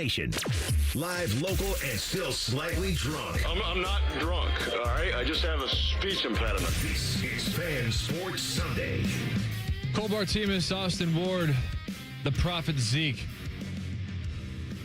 By the way, from earlier, I don't want to make it sound, and I'm not worried about them like hearing about this, because look, I told you about the party where I was watching where we weren't. I don't think they're listening to this show. Yeah, that's what I was gonna say. It's like I don't want it to sound like I didn't have a good time, because I had a great time at the party. Might not have. No, look, I'm just saying it was dicey for like the first 20 minutes until we got the game on the TV. Once we got the game on the TV, then it was all fine. But I had a good time at the party. But like I said, like you said, if it's not like a football watching crowd at a Ohio State playoff game, they're probably not driving around listening to local sports talk radio anyway.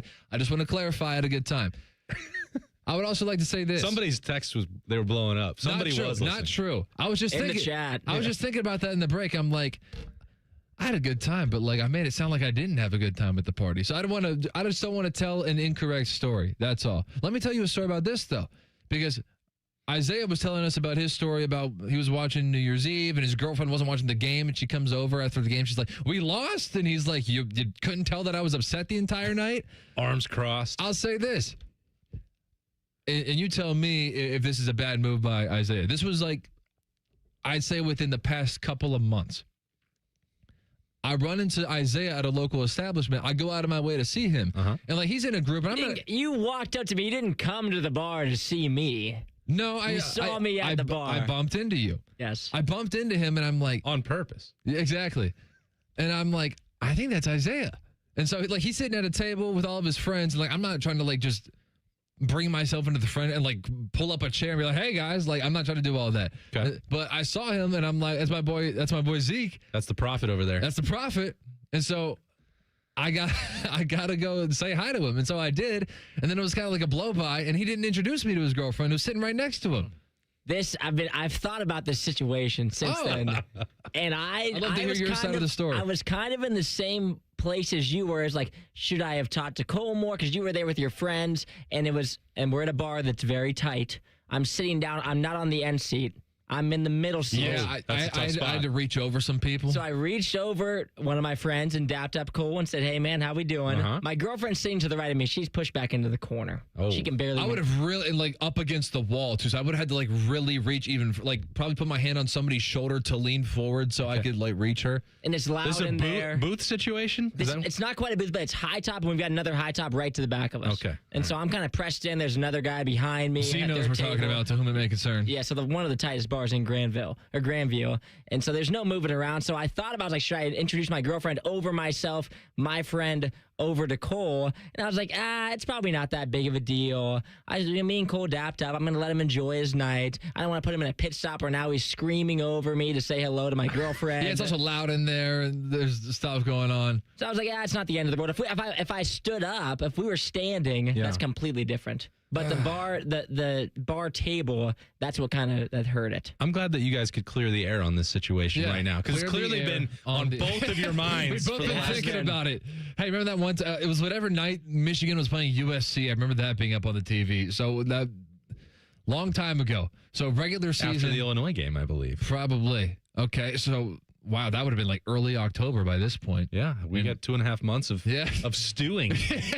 I'm glad we could get this settled, because I was kind of like, because I mean, Isaiah's with his friends, so I don't want to just like interrupt their conversation. I just wanted to say a quick hello, but I've also kind of got the sense, like, even though I was trying to make it quick, I'm also kind of like, Isaiah kind of seems like he was trying to make that quick. Yeah. Was it too quick? I'm like, Isaiah kind of seems like he was trying to make that quick too. And like, in a way where I'm almost like, did he just like blow me off? But then I'm kind of like, I would never blow you off. Did he think that I blew him off and just was kind of like brushing by, like, "Hey man, good to see you," and just keep it moving? Like, so I don't know. That was just a weird thing. And then you mentioned your girlfriend in the story, and I'm just like, I bet she was sitting right next to him at that table. I wouldn't even know her. Exactly. She just clearly doesn't know Cole now because I didn't introduce as I should have. And all my friends, when you left, they were like, who was that? And so I was like, oh, maybe I should have introduced him to everyone. But now we're past it. Next time I see you at the bar, I'll make sure you shake my girlfriend's hand. That's great. We've really solved this. Yeah. Got to the bottom of it. Hey, all right, we got other problems. Man, why did I even do this? So I hate goofy radio transitions, and so I just try. I hate them, and I almost did one right there. No, you did it. Of you saying no, it wasn't goofy. Do it. It was a professional segue. Dude, I hate the goofy radio transitions because they're so tacky. And I just did one where you're like, hey, you guys solved a problem. Well, one problem that we can solve. Blah blah blah. Okay, so I don't even want to do it. Just here's the deal. We don't have to do a transition. Simply put, Jelani Thurman was in the transfer portal 2 minutes after that game ended. Yeah. And so I'm watching the game. The game's over. As soon as it hits triple digits, this crowd of people who already didn't want the game on still had a great time. They didn't want the game on. They weren't concerned about the transfer portal? No. As soon as triple digits, it's okay. Now it's New Year's Rockin' Eve, and now it's Ryan Seacrest on the screen. The football fans of the party didn't want to see any of that either. So they're like, get this off the screen. We're done. Yeah. And then 2 minutes later, I'm looking at my phone. Hayes Fawcett, who I don't know who that is because I only get my recruiting news from Austin and Berm, but Hayes Fawcett is tweeting out graphics of Jelani Thurman entering the transfer portal. I'm like, this dude's in the locker room right now. So one of two things has happened. Either he's DMing Hayes Fawcett in the locker room, which that probably didn't happen because he already had a graphic created, or he told Hayes Fawcett or his representation told people, hey, you can go ahead and just put my name in the portal the second we lose. Yeah, and I think it's more likely to be option B with the agents. And that's the part that I maybe Jelani Thurman went in there and said, here's the green light and go ahead and do this. I'm out of here. The season's over. It doesn't matter now. I don't really believe, given everything that Jelani Thurman has poured into the program, that he's the one, or it was an angry response to the loss and I'm going to do this and lash out and get out of here and put the spotlight on myself. I don't believe that. Maybe I'm wrong, but I don't know for sure because I wasn't in the locker room when that tweet and when that message was sent out.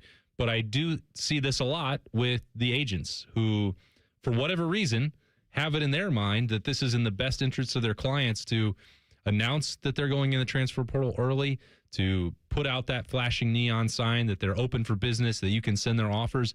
I think the timing was truly bizarre and takes away from Jelani Thurman because it opens up this opportunity that you talk about their client as potentially making a selfish decision immediately after the loss, where a lot of his teammates are going through. It looks like an FU to the program. It does look like that. It looks like I can't wait to leave here. And what advantage does that actually give the agent of Jelani Thurman? Because everyone could have reasonably assumed. You can't join the portal till 3 days after that anyway. And if you want to tell these other programs, which Cole, tampering is not actually illegal because no one's ever been punished for it. I guarantee you, and this happened with Lincoln Kienholz as well, that because he found his home very quickly at a spot that is high priority. I don't think Lincoln was one of these, but these guys who go in with no contact tags, how can that not be tampering? It is 100% tampering. And that, again, maybe the player themselves is not having a lot of these conversations or fielding contract offers or NIL or whatever, but they're aware, and that's why you pay for agents. So I just think that disgusting is probably too strong of a word. I was very disappointed by the way that agency appeared to handle it and giving that green light at that time, because I don't think that the reward is there for that kind of risk of, I don't know, the personal embarrassment or selfishness that you could then potentially cast on Jelani Thurman. So, their agents could have already been dealing with potential offers for the last month behind back channels, closed doors. Doing that right after the game, I thought was pretty distasteful. All right, we've been talking a lot of college football. We're going to transition to a little bit more NFL. We got games starting at 1. We'll break down some of those later on in the show. But next, Isaiah is going to correct a mistake that I made earlier this week. Pressure's on you, son. That's coming up in 2 minutes. Do not go anywhere, Fan Sports Sunday.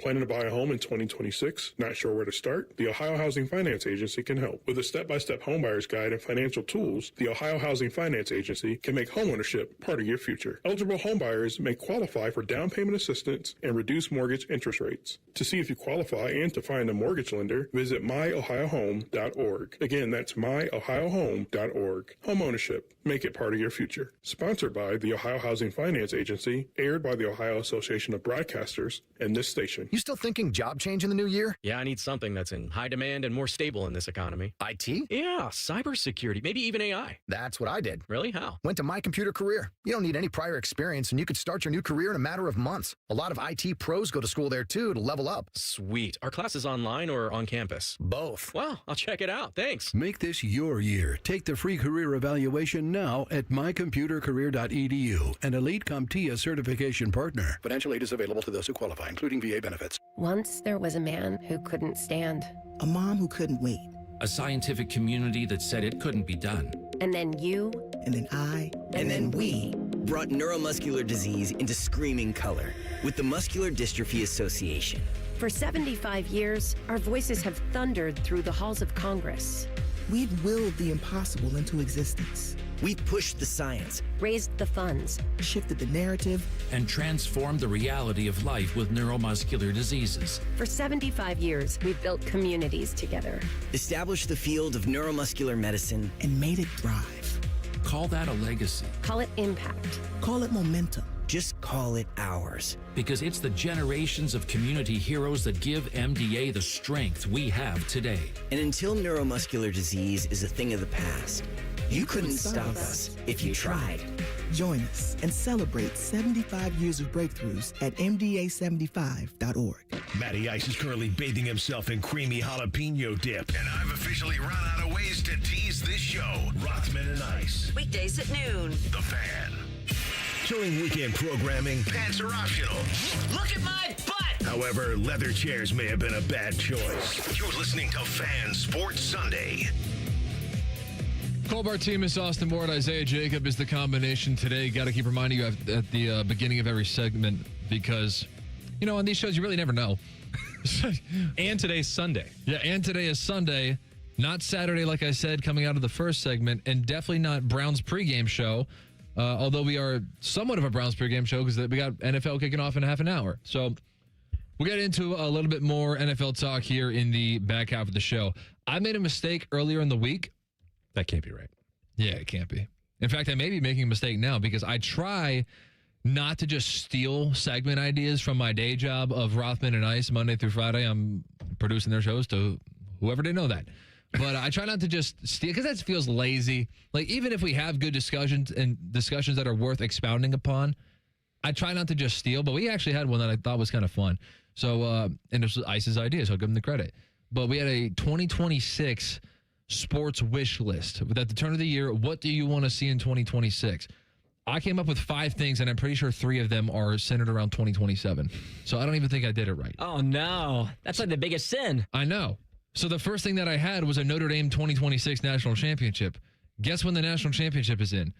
Late January of 2027. Like the latest in January that could possibly be. Exactly.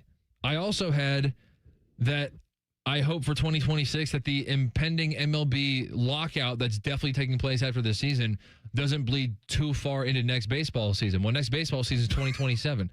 So that also didn't make much sense. So, Isaiah, I hope that you put together whatever, and this is your perspective. Doesn't have to be my favorite teams. Doesn't have to be Austin's favorite teams. This is all you. Your 2026 wish list for what you want to see happen in the sports world in this calendar year. Emphasis on in this calendar year because I couldn't really follow those rules and they weren't that hard. Now I'm looking back at my list to see if I think I've got Great. it. No, you gotta Ron Burgundy this. Read what you wrote. Okay, the very first thing that I wrote on here, and it's because of what we're in right now, I want the playoff format. I want the darn playoff format. I want the format. And the reason for that is I talked about this on The Money, too, this morning, is because I don't want to be in this weird place where we have these national championships that are in different formats from what's going forward. And so 20 years from now, I don't want them to say, oh, well, that was the 12-team format, or that was the 4-team format, or that was the BCS format. Now it's harder. I want it to be whatever it's going to be for the next 20 years, yet again, because Ohio Ohio State's in the pocket right now where they can win a lot of them. So if it's going to be 16 teams in 2040, then I want us to win the championships now on however it's going to be moving forward. Boy, that is asking an awful lot I know, of the right? college football playoff. Can we be consistent We've for had 4 years three in my lifetime, and I was born in 99, and so if you bump it back just literally 2 years to 97, we would have 4 different formats in my lifetime. It's ridiculous. I'm not old. I'm 26. Yeah, but even, Cole, like the last 2 years are different formats from what we're talking about, because even if the number has remained the same with the 12, we saw them change the way that they seeded it. So they can't even agree from year to year, and there's going to be tweaks and adjustments. Maybe what's happened with the bye teams not winning again in 1-7. The great Indiana Hoosiers and the wizard Kurt Signetti, apparently he's the only guy. More on him in a little bit, actually. He's the only guy who can solve this riddle of taking 25 days off. I guess he Googled the answer to that, but look, they're going to change it again. And I completely agree with the prophet. You have to find some answer and stick with it, because if they keep adjusting this, you create new problems every year with what they're doing, and you're addressing one old problem that may not ever happen again. So it's ridiculous that we keep doing this. But if it's going to be 16, which it probably will be, it should be that in 2026 or January of 2027, and then roll with that to 2040 so that we can actually bring some kind of stability to the sport, because God knows there's not any in any other part of it. I think that playoff expansion in college football is really stupid. I think it really bastardizes the regular season, which I like that every league kind of has their own thing, although they're all kind of just forming into the NBA, NHL, where it's going to be, I wouldn't be surprised if the NFL goes 8-8 at some point in the AFC, NFC. But I like when everybody has their own thing, and college football had it, and now they're taking it away. But the problem is that if a lower seed, I can't take away Ohio State's championship from last year, as much as I think that the playoffs doesn't need 12 teams, and that Ohio State and Notre Dame, by the way, shouldn't have been in the championship game, because they shouldn't have even been there, because we shouldn't have even had 12 teams to begin with. If they actually win those games, I kind of can't just pretend like those games didn't happen. Like, for example, if Indiana wins the championship this year, they're the 1 seed. You can say they would have won the championship in any format because they were the number 1 seed. They would have appeared in every format. They would have had a championship game in every format. And who are we to say that in other formats they would have lost? Yeah. Like, that's dumb. But if you have like a 7 or 8 seed, I don't like that Ohio State and Notre Dame. By the way, that requires my favorite team to beat Northern Illinois, which shouldn't be that hard. Mm-hmm. So in those scenarios, I'm like, man, they shouldn't be there to begin with. But I kind of can't just pretend that those games didn't happen. What else you got on your list? I was like, just cut off Austin. I'm sorry. The next one that I've got is 2 teams that haven't been in the Super Bowl in the past 10 years make it to the Super Bowl this year. This is great, because Ice and I had 2 completely different things on our list, and it was actually very fitting for him and very fitting for me. He had the whole, like, throw your flowers at people, or whatever that phrase is. Give someone your flowers. Yes. So what he wanted in 2026 was a healthy Joe Burrow, a healthy Patrick Mahomes, a healthy Lamar Jackson, a healthy Josh Allen, because the NFL is better with all of them. I literally wrote on mine, I hope the Chiefs go away for good. So we have 2 completely different agendas. So, Isaiah, I'm with you, bro. So, but do you care which 2, or you just want 2 new teams? It doesn't matter to me which ones it is. I mean, for the AFCs, I look at the past 10 years. I mean, the AFC, all we need to avoid is the Chiefs. They're already out. You got the Bengals. They're already out. Yep. And then there's Pats and Broncos, which they're both in. This is a different Patriots. They're different eras. I don't think the Patriots are nearly as unlikable as they were. Mike Vrabel is very likable, and Drake May is like cute and adorable and funny and whatever. And Drake May or whatever the nickname is, and his wife's making like baking videos on TikTok. This is not the Tom Brady Belichick Patriots. I know it's the same logo, same. Maybe you just hate Boston sports, which is fine. That's because fine. that fan base can get a little crazy, but I think that this is much more likable than those 2. So I don't even know if I would count them as like, oh, that's just the same teams winning all over again. This is different. But it's the same fan base, though, and that's where, for me, I'm a Browns fan. So some fan bases have been spoiled in the last 10 years, a.k.a. the Chiefs. The Pats came off of an incredible run. Do they need to be back in the Super Bowl yet? I don't think so. But I wouldn't hate if they were. The NFC's a bunch more teams. You're talking Eagles, 49ers, Rams, Buccaneers, Falcons, Panthers. So there's a little bit less room over there for error. You're really looking at the Seahawks and the Bears. But I'd like to see some new teams. Okay, so a couple of years ago, first of all, I hope this audio works, because if not, this entire thing is going to be a waste of everybody's time. But Bill Burr came on Rothman and Ice a couple of years ago. So this would have been like in the middle of the Mac Jones era where it wasn't going so good, and this is what he said. If your victory as a Cleveland Browns fan is New England's not good anymore, I mean, I feel bad for you.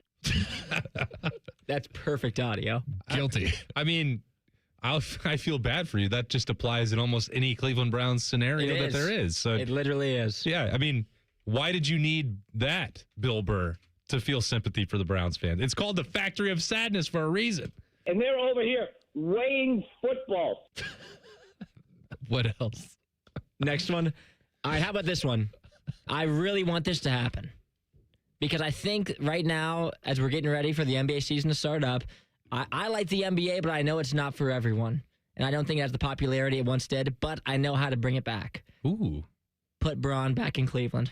Give him the farewell tour. Let him run one more time. And I'm a Cavs fan, so I'd love that too. I think he should have already been there. Should have gone last year. I cannot stand how Cavaliers fans just allow LeBron to hit them and quit them. It drives me nuts. Open arms. Open arms. Look, if it leads to you winning, then if it makes you a better basketball team, so be it. That's fine. I get it. But at the same time, like, just groveling for LeBron to always come back to Cleveland when, like, this is the girl that manipulates you, bro. Like, we all know this situation, but it's LeBron, so Cleveland fans put up with it. And I'm just like, yeah, but she's a smoke show. I know.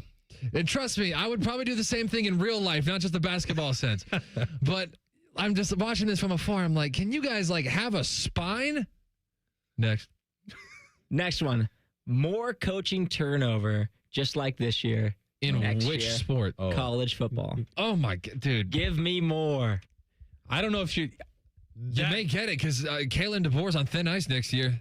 Yeah, and that would create some dominoes for sure. But the level and having that many powerhouse programs available, I don't think you can duplicate that. But you might. I mean, I guess we can't rule it out in this day and age where your first 3-game losing streak, you're getting fired even after winning 10 games every single year and being one win away from going to compete for a national championship, and then you're unemployed 10 months later. If that's the level of patience or impatience that we're going to see, maybe this will just become the new norm with the coaching cycle. I certainly hope not, because we're wasting, and by we, I mean athletic directors, hundreds of millions of dollars. Yeah. On people to not work. And Is Ward Manuel still the AD at Michigan? Well, as we sit here right now, he is. But how? I think that they are trying to make sure that they can proceed with firing him for cause, just to make sure that they're not on the hook for another pay. Well, they don't have to. I think we can all see firing for cause in like multiple sports that he oversees, not just football. Exactly. It shouldn't be that complicated. But and people have been saying this for months that Ward Manuel was on the way. I don't know how that happened or how the Wolverines backed into a competent coach without really running a search at all when Penn State spent months trying to do the same thing and couldn't. I know. I actually think this is kind of tough for Buckeye fans, because Kyle Whittingham in general has been a very high approval rating type of figure in college football, because he was at the same place for 20 plus years. He didn't sell out and take a big check. Now, I mean, well, he did now, but just in general, he's been a very likable figure. He's made Utah football good. He was there from the transition from, I guess it would have been the WAC to the Pac-12. Well, all of them, WAC to Mountain West. Mountain West, yeah. So there was a stop in between there, too. And so, he's been a very likable figure, and now he's at Michigan. Now it's we got to root against him now. But it's interesting that you bring that up. We'll get to a few more of Isaiah's wishes. He also just walked us into a really interesting topic, because one of the worst holidays of the year, depending on who you ask, is tomorrow. And Isaiah just perfectly transitioned us into that discussion, and we'll discuss it next. It also applies to Browns fans, so you guys listen up. That's coming up next. Fan Sports Sunday on The Fan. Big voice guy here to remind you that you're listening to The Fan, Ohio sports destination. Okay, thanks. I have 3 more seconds. Bye-bye. Everybody knows that Roosters is a fun, casual joint with their award-winning waitstaff, great food, fun, and laughter. It's a quick stop on the way home to sit back and unwind. It's a front row seat to the big game. Roosters is where you, your family, and friends can order pizzas, sandwiches, salads, and more. And the home of award-winning wings that are fresh, never frozen, and so big you won't believe it. It's your family's other dinner table. Roosters, a fun, casual joint, and the official wing sponsor of Ohio State Athletics. This holiday season, whether you're roasting a turkey for 10 or making a baked brie for 2, Kroger has you covered with delivery and free pickup. Kroger, fresh for everyone. While serving in Vietnam, a grenade took my ability to see. Today, I'm a sculptor. Now, my fingers are my eyes. I'm Michael Naranjo. As a veteran, I know the challenges of life can be great. In my art, turning a lump of clay into something beautiful, that is worth doing. Life is like that. We each must use what we can to make things better. DAV helps veterans like Michael get the benefits they've earned. They help more than 1 million veterans every year in life-changing ways. Now, I show others how they can create something with their own hands. I know it can do a lot of good. With support from DAV, more veterans can shape their lives into a thing of beauty. My victory is bringing beauty into the world. Michael Naranjo, may your victories inspire many more. Support more victories for veterans. Go to DAV.org. My mom is a veteran and she was injured in the line of duty. I hurt my leg in a training accident when she was only 2 years old. She had 7 different surgeries over the span of 9 years, and there were tons of complications. I couldn't be the mom my kids needed me to be. She missed so much. After my last surgery, I got an infection so bad I thought it was going to kill me. I told her she couldn't leave me yet. There was still so much she had to see. I hadn't even graduated. I'm doing much better now. I may have lost my leg, but I've gained so much. I'm an active part of my kids' lives. She can kick a mean soccer ball. DAV's been there for me and my family. Through thick and thin, they've had our back. Every year, DAV helps more than 1 million veterans like Sandy get the health and disability benefits they've earned so they can achieve victories great and small. My victory is getting my life back. I got my joy back. We got our mom back, thanks to DAV. Support more victories for veterans. Go to DAV.org. What would it take for my child to only miss half a day of school for treatment?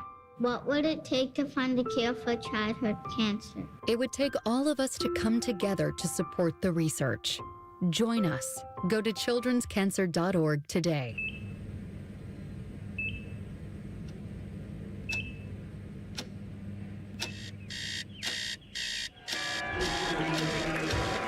Got this. Breathe. Breathe. You got this. You got this.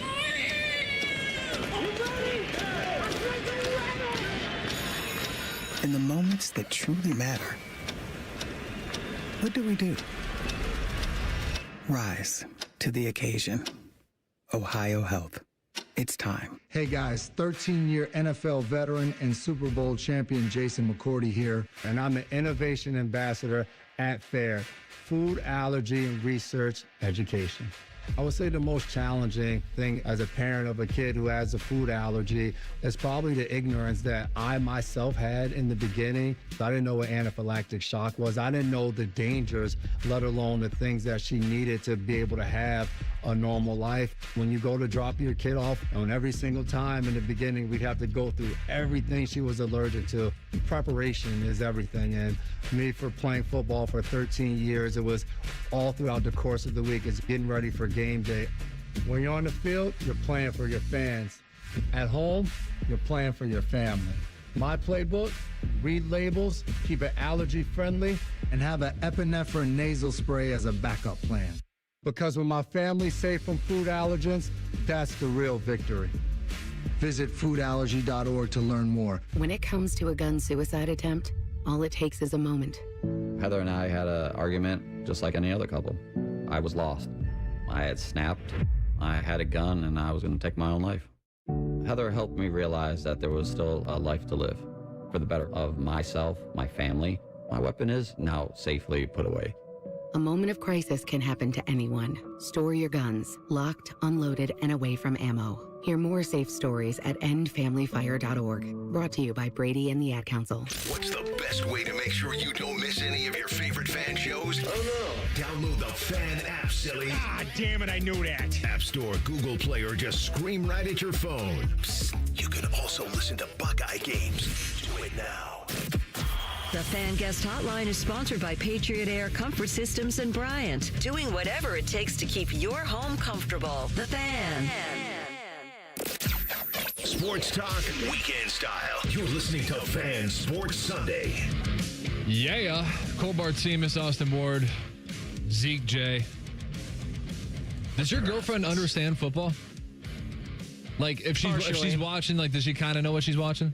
She knows the basics: first downs, touchdowns, the important stuff. Yeah, she doesn't need to know like illegal contact or like anything like that. But not that anyone could ever fully understand illegal contact. She knows like a little bit less than I do, just barely. Because Austin's got an 8-year-old daughter, and he's trying to like explain to her football, and she's not like, and he's realizing that as she's asking questions, he's like, how do I explain this sport just without just saying, hey, just watch it and you'll figure it out. It's that old adage of like, if aliens came down tomorrow, could you explain to them the way that this game works? And like Liberty loves football Saturdays. She went to the national championship. Allie and her, they went and then got to sit in the stands. Cole can cover up his ears as they beat Notre Dame in the championship game a year ago. But she wants to watch it. She wants to be part of it. But understanding what you see and like getting deep in the weeds, football is so different and challenging than any other sport. And I think that you turn on a soccer game or hockey, it's like, well, the puck went in the net or the ball went in the net, and that's the score and that's it. Now I know that the games themselves are way more complicated, and understanding all the rules and intricacies and strategy, you can take that as far as you want. But like the basics of understanding score and situation and how to win, it's like football is as tough as it gets. That's what I have found amongst the million other things to be an incredibly challenging thing about raising a child. But at least she's invested in the process. Just wait till she gets old enough, and then for some reason Ohio State's driving down the field and they fumble through the end zone offense, and you have to explain to her why it's the other team's ball. That's a touchback. I thought that was on punts. Well, it's also on regular plays too. Yeah, wait, why'd they call roughing the passer when he just sacked the quarterback? Because he kind of like landed on him too hard. Wait, what? I thought you could just tackle guys. No, he hit him too low. It was below the knees. I don't know. Yeah. No, then you got to go, hey, look, one time in like 2009, Tom Brady blew out his ACL in week 1 and the NFL didn't like it, so now you can't dive at guys' knees. Okay, well, let's tackle him high then. Well, you can't do that too because one time Aaron Rodgers got his collarbone broken by Anthony Barr in a Packers-Vikings game, and the NFL didn't really like it that they were missing one of their star quarterbacks for the whole year, so you can't really tackle him high either. Okay, so then did they protect quarterbacks after that? Yeah, but then it also kind of hurt the Packers because the guy who kept getting roughed in the passes was Clay Matthews anyway. And so they were trying to protect the Packers quarterback, and by doing so, they just called a bunch of roughing the passers on the Packers the next season anyway. So, like, it is kind of just like, how do we explain this? So it's impossible, and it's always changing too. You got to appreciate that she is trying to be interested in it, though. No, I do. I love it. Hey, are you getting it? I'm sorry. No. Are you getting it from your girlfriend ever of like, hey, like we watch a lot of sports. Could we like flip over to something else? Do I? Yeah, a little bit. Right now, she didn't watch the championship, the Cotton Bowl, so we know that. Oh, she's not locked in. She's like, wait, the Buckeyes lost? Sweet, you're free until the whenever. It's like your Saturday nights are free. Yeah, once the Cavs started, she really got upset. She was like, Tuesday, since when are we're doing stuff on Tuesdays? I think we can take her side here. You need to turn the Cavs off during the regular season. Like, let's cool it on the December NBA. I like NBA playoff basketball. You cannot get me to get interested in the regular season at this point in time. Yeah, I try to give that to her every now and then. I'll give her the shows on those nights. I'll just watch the box score on my phone. Ohio State basketball, she doesn't care for that either. She's really upset on the weeknight thing. So honestly, here's how you teach somebody the rules. And maybe this isn't a perfect example for football. I know for a fact that somebody can pick up on rules and strategy in a sport, namely hockey and soccer, from playing the video games. Absolutely right. That's how you do it. Now, I don't know if it's a daughter, not a son, so I don't know the likelihood of whether or not she's playing video games a little bit different. If it were a son, the likelihood would probably be really high. But I definitely learned, because like, dude, before I was playing the NHL video games, I didn't know anything about hockey, of like why people are skating here, or why are they changing lines. Yeah, it's like, I turned off the fatigue factor on my game.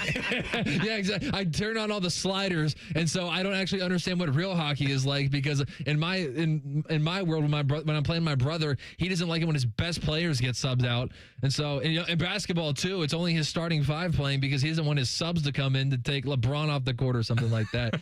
So, yeah, I guess you can kind of distort their perspective, too. But playing the video games is a good way to learn a sport. Yeah, no, I think we need to get her into that because it's been a long time since I got to play video games. Yeah, it's just like haven't had it. You tell the wife, it's like, it's for her. I'm going to play, some games with Lib, and we're going to teach her. We're going to get Madden going here so that she can. Now, I don't know, do they call a bunch of illegal contact penalties on Madden? Exactly. Exactly. Now, in the previous segment, Zeke J brought up a great point. Well, I mean, honestly, I thought it was a bad point, but it was a good transition into a subject. He said on his 2026 wish list, he wants more college football coaching chaos. At some point, all that stuff's got to hit a breaking point because you can't have schools literally paying like 4 coaches because, as Bo Bishop calls it, booster fatigue will set in. Like at some point, when you have, it's funny how this all works because the competition has now shifted back to the classroom because in order to compete on the football field, you need like wealthy school spirit CEOs of companies to fund that. And so you kind of need to like groom them in the classroom to then build them into rich, successful people who will then pay back the football team. And so it's like, in a weird way, the competition has shifted back to the classroom, which is what it was supposed to allegedly all be about, but now it's actually there.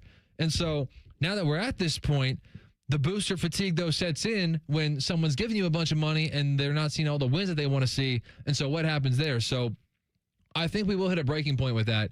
But one coach who I think is for sure, and we mentioned Kalen DeBoer in the previous segment as well, as being a coach who could possibly be moving around somewhere because he's probably going to be on thin ice with Alabama fans next year.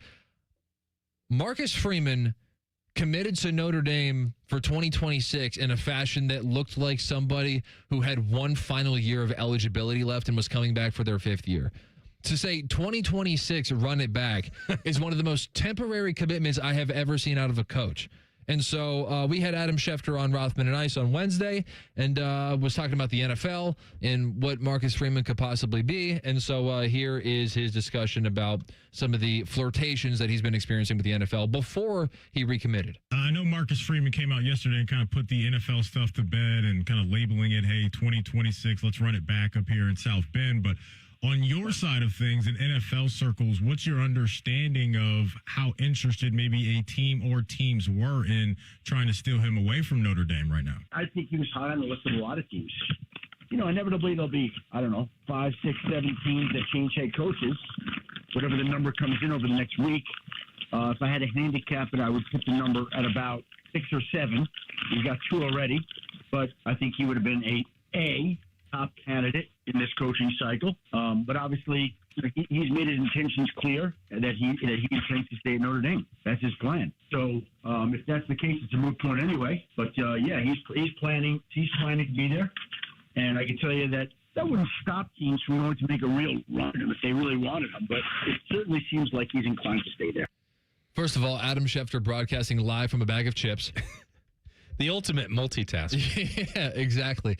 But his tweets aren't going to send themselves. Exactly. So out of all of the, as he put it, 6 or 7 coaching availabilities that are going to be there, obviously Marcus Freeman is not going to be around for this cycle. But as Shefty put it, likely to have been a top candidate for a lot of teams. And I think Diana Rossini even put some names on those teams, if I'm not mistaken. Diana Rossini was having a fantastic week for her reporting. Yep. She's got Giants, Titans, Browns, and Steelers. Keep in mind the Browns and Steelers still have head coaches. We can talk more about that in a second. But Marcus Freeman, just in general, look, we've had great clock integrity all the way leading up to this point. We're going to butcher this one, but that's okay. We'll get back on track later. But you got to see it the way that I said. That 2026 commitment, let's run it back. He literally specified, let's run it back, 2026. He didn't say anything about 2027. Not like me when I'm making all my 2026 wishes. Yeah, you're locked in for the future. I'm talking about 2027 MLB seasons. But Marcus, Did that come off to you, if you saw that tweet, Yep, did that come off to you as someone who is basically throwing everything all in on this season with a returning quarterback, with a lot of returning talent, first-round talent at multiple positions? Did that read to you the same way it read to me? Yeah, and I'm sure that Marcus didn't mean it that way. I mean, I'm very confident that that's not the read that he was hoping people would take from it, but that's the way that our brains have been wired at this point because of what we see with all of the player re-signings in college football and that everything is basically a year-to-year commitment. I guess I can understand why it wouldn't be that different for someone in his position if he wants to keep his options open, but he is in one of the premier jobs in all of sports. Like being the head coach at Ohio State or Notre Dame at the level that you're compensated when you're winning, you get to write those checks forever. I just can't imagine that the short-term opportunity to go turn around an NFL franchise is going to be worth it for him. I don't know why he would leave. All right, NFL games are about to start. We got the worst holiday of the year coming up tomorrow, and of the 6 or 7 jobs that are going to be opened up, according to Adam Schefter, which ones are they going to be? We'll discuss all that and more in the final hour of the program, Fan Sports on the Fan. What? We test marketed naming the show A Guy and His Butlers. Oh, that is very touching. But we thought Bishop and Friends had a better ring to it. Weekday mornings at 9. The Fan. Hey, Aaron, what New Year's resolutions are you and I making this year? Are you saying that I'm supposed to make New Year's resolutions for both of us? Aaron, you know that thing where someone buys a gift and then someone else comes along and says, tell them it's from both of us. Yeah? Well, I invented that. Jerry, I'll share my New Year's resolutions with you, but only if you promise to follow through on every one of them. You've got it, Aaron. Resolution number 2. I resolved to figure out new ways to make plumbers, electricians, and HVAC technicians more affordable for everyone. Like how we give everyone $500 in free plumbing services whenever they buy a new water heater? That's right, because every unexpected expense should be softened by an unexpected gift. Like how we give people back all the money they paid us to repair their old HVAC system when they finally replace it with a new one? That's right, up to $1,500. We really care about people. That's right, Jerry, and that's always resolution number 1. Get ego. ECO. Guys, thanks for helping me carry my Christmas tree. Zoe, this thing weighs a ton. Drewski, lift with your legs, man. Santa! Did you get my letter? He's talking to you, Bridges. I'm not that. Of course he did. Right, Santa? You know, my elf Drewski here, he handles the nice list. An elf? I'm 6'3". What everyone wants is iPhone 17. And at T-Mobile, you can get it on them. That center stage front camera is amazing for group selfies. Right, Mrs. Claus? I'm Mrs. Claus's much younger sister. And at T-Mobile, there's no trade-in needed when you switch. So you can keep your old phone. Or give it as a gift. And the best part, you can make the switch to T-Mobile from your phone in just 15 minutes. Guys, my side of the tree is slipping. Timber! The holidays are better at T-Mobile. Switch in just 15 minutes and get iPhone 17 on us with no trade-in needed. With 24 monthly bill credits for well-qualified customers plus tax and $35 device connection charge. Credits end and balance due if you pay off early or cancel. Finance agreement, 256 gigs, $830. Eligible port in a new line. $100 plus a month plan with autopay plus taxes and fees required. Check out in 15 minutes or less per line. Visit T-Mobile.com. We asked parents who adopted teens to share their journey. Nathan has taught me to embrace the moment. Age-wise, I'm in my late 60s. I'm old enough to be his grandfather. Will he be embarrassed to acknowledge me as his dad? I think the most important thing we can do is let them know that they're safe, that they're valued and cared for and loved, and that they're important. I knew I wanted to be adopted by him because of how he taught me to be the person who I am today. And it's coming from a dad that didn't expect to become a dad, and I feel very proud to be his son. That was what he needed, and he was what I needed. Every day is full of new opportunities. That's what it's been about, realizing the simple things that it takes to make such a huge difference in these kids' lives. Learn about adopting a teen from foster care at adoptuskids.org. Brought to you by Adopt US Kids, the U.S. Department of Health and Human Services, and the Ad Council. Broadcasting live from the McDaniel GM Superstore Studios, driving excellence since 1916. Chevrolet. Together, let's drive. WBNS HD1 Columbus. Good afternoon. I'm Isaiah Jacob. On a day where half the NFL is jockeying for playoff position while the other half is bidding for higher draft picks, here's what to watch. The Saints in Atlanta had won for the fate of the NFC South. Atlanta wins, the Panthers go to the playoffs, while a Saints win sends the Buccaneers. The Broncos, Jaguars, and Patriots are still in play for the AFC's 1 seed, while the Texans need a win and a Jacksonville loss for the AFC South. And then tonight, Baltimore, Pittsburgh are in a winner-take-all for the final AFC spot in the playoffs. The Browns travel to Cincinnati to take on the Bengals at 1, where Myles Garrett has the opportunity to break the single-season sack record. Possibly the same day head coach Kevin Stefanski may be let go. How about NBA action? The Cavs versus Pistons at 2. Jared Allen, Sam Merrill, Dean Wade all listed as game-time decisions. And the Blue Jackets are back on the ice at 3, playing the Penguins. Breaking sports news when it happens on The Fan, Ohio sports destination. Your go-to destination for Buckeye football talk all year round. This is Fan Sports Sunday. Mighty admirable of Isaiah Jacob to go ahead and do those live, because Lord knows I wouldn't if I were tasked with updates on a day where I could just replay the 11 at noon and the noon at 1. It'll be great.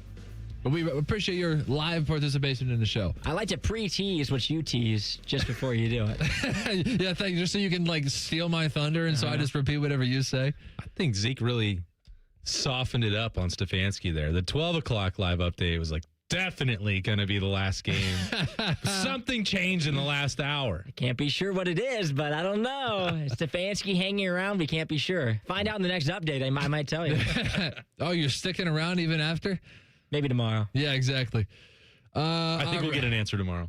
So we mentioned in the previous segment, as Zeke J was very excited for more college football coaching chaos, that both Austin and I think that, and I assume Isaiah agrees with this, that Marcus Freeman's going all in on 2026 with the phraseology of that tweet that he had. Yeah. And Schefter had told Rothman and Ice, / me, I guess, in a way, that he told you. I was there. I was listening. I don't know if he was talking to me, but I was listening. I was voyeuring. I don't know if he was talking to Anthony or Maddie either. No, he was eating a bag of chips. I know that. Or just crumpling paper into the microphone for fun, one or the other. But, made for great radio. Yeah. Diana Rossini said that some of the teams that Adam Schefter told us about were interested in him. Diana Rossini specified that the Giants, Titans, were the 2 teams who obviously have fired their coaches already, as well as the Browns and the Steelers, who have not, have already had discussions about Marcus Freeman. Now, that's something that could probably be known a little bit earlier, because the rule in the NFL is that you cannot interview, not that Marcus Freeman was interviewed, not that we know, which if he was, we would probably know about it. But in terms of the NFL, when you fire a coach, you can't interview other teams' coaches during the regular season. It can get kind of touch and go in the playoffs, with which playoff teams are in. And, we've seen it before. There was one video before Robert Saleh became the head coach of the Jets where, he's in the background on the phone, but, with the 49ers, and he's, in all of his gear, and they're doing, playoff interviews, and you can see him in the background. Is he talking to the Jets right now? Is he going to get the Jets job? But you can hire and interview whoever you want who is not employed by the NFL whenever. Yeah. So Marcus Freeman, not being an NFL employee, could have been doing interviews with the Giants or the Titans ever since they fired their head coaches if he wanted to. And so certainly was using it for contractual leverage. Perhaps. That's cool.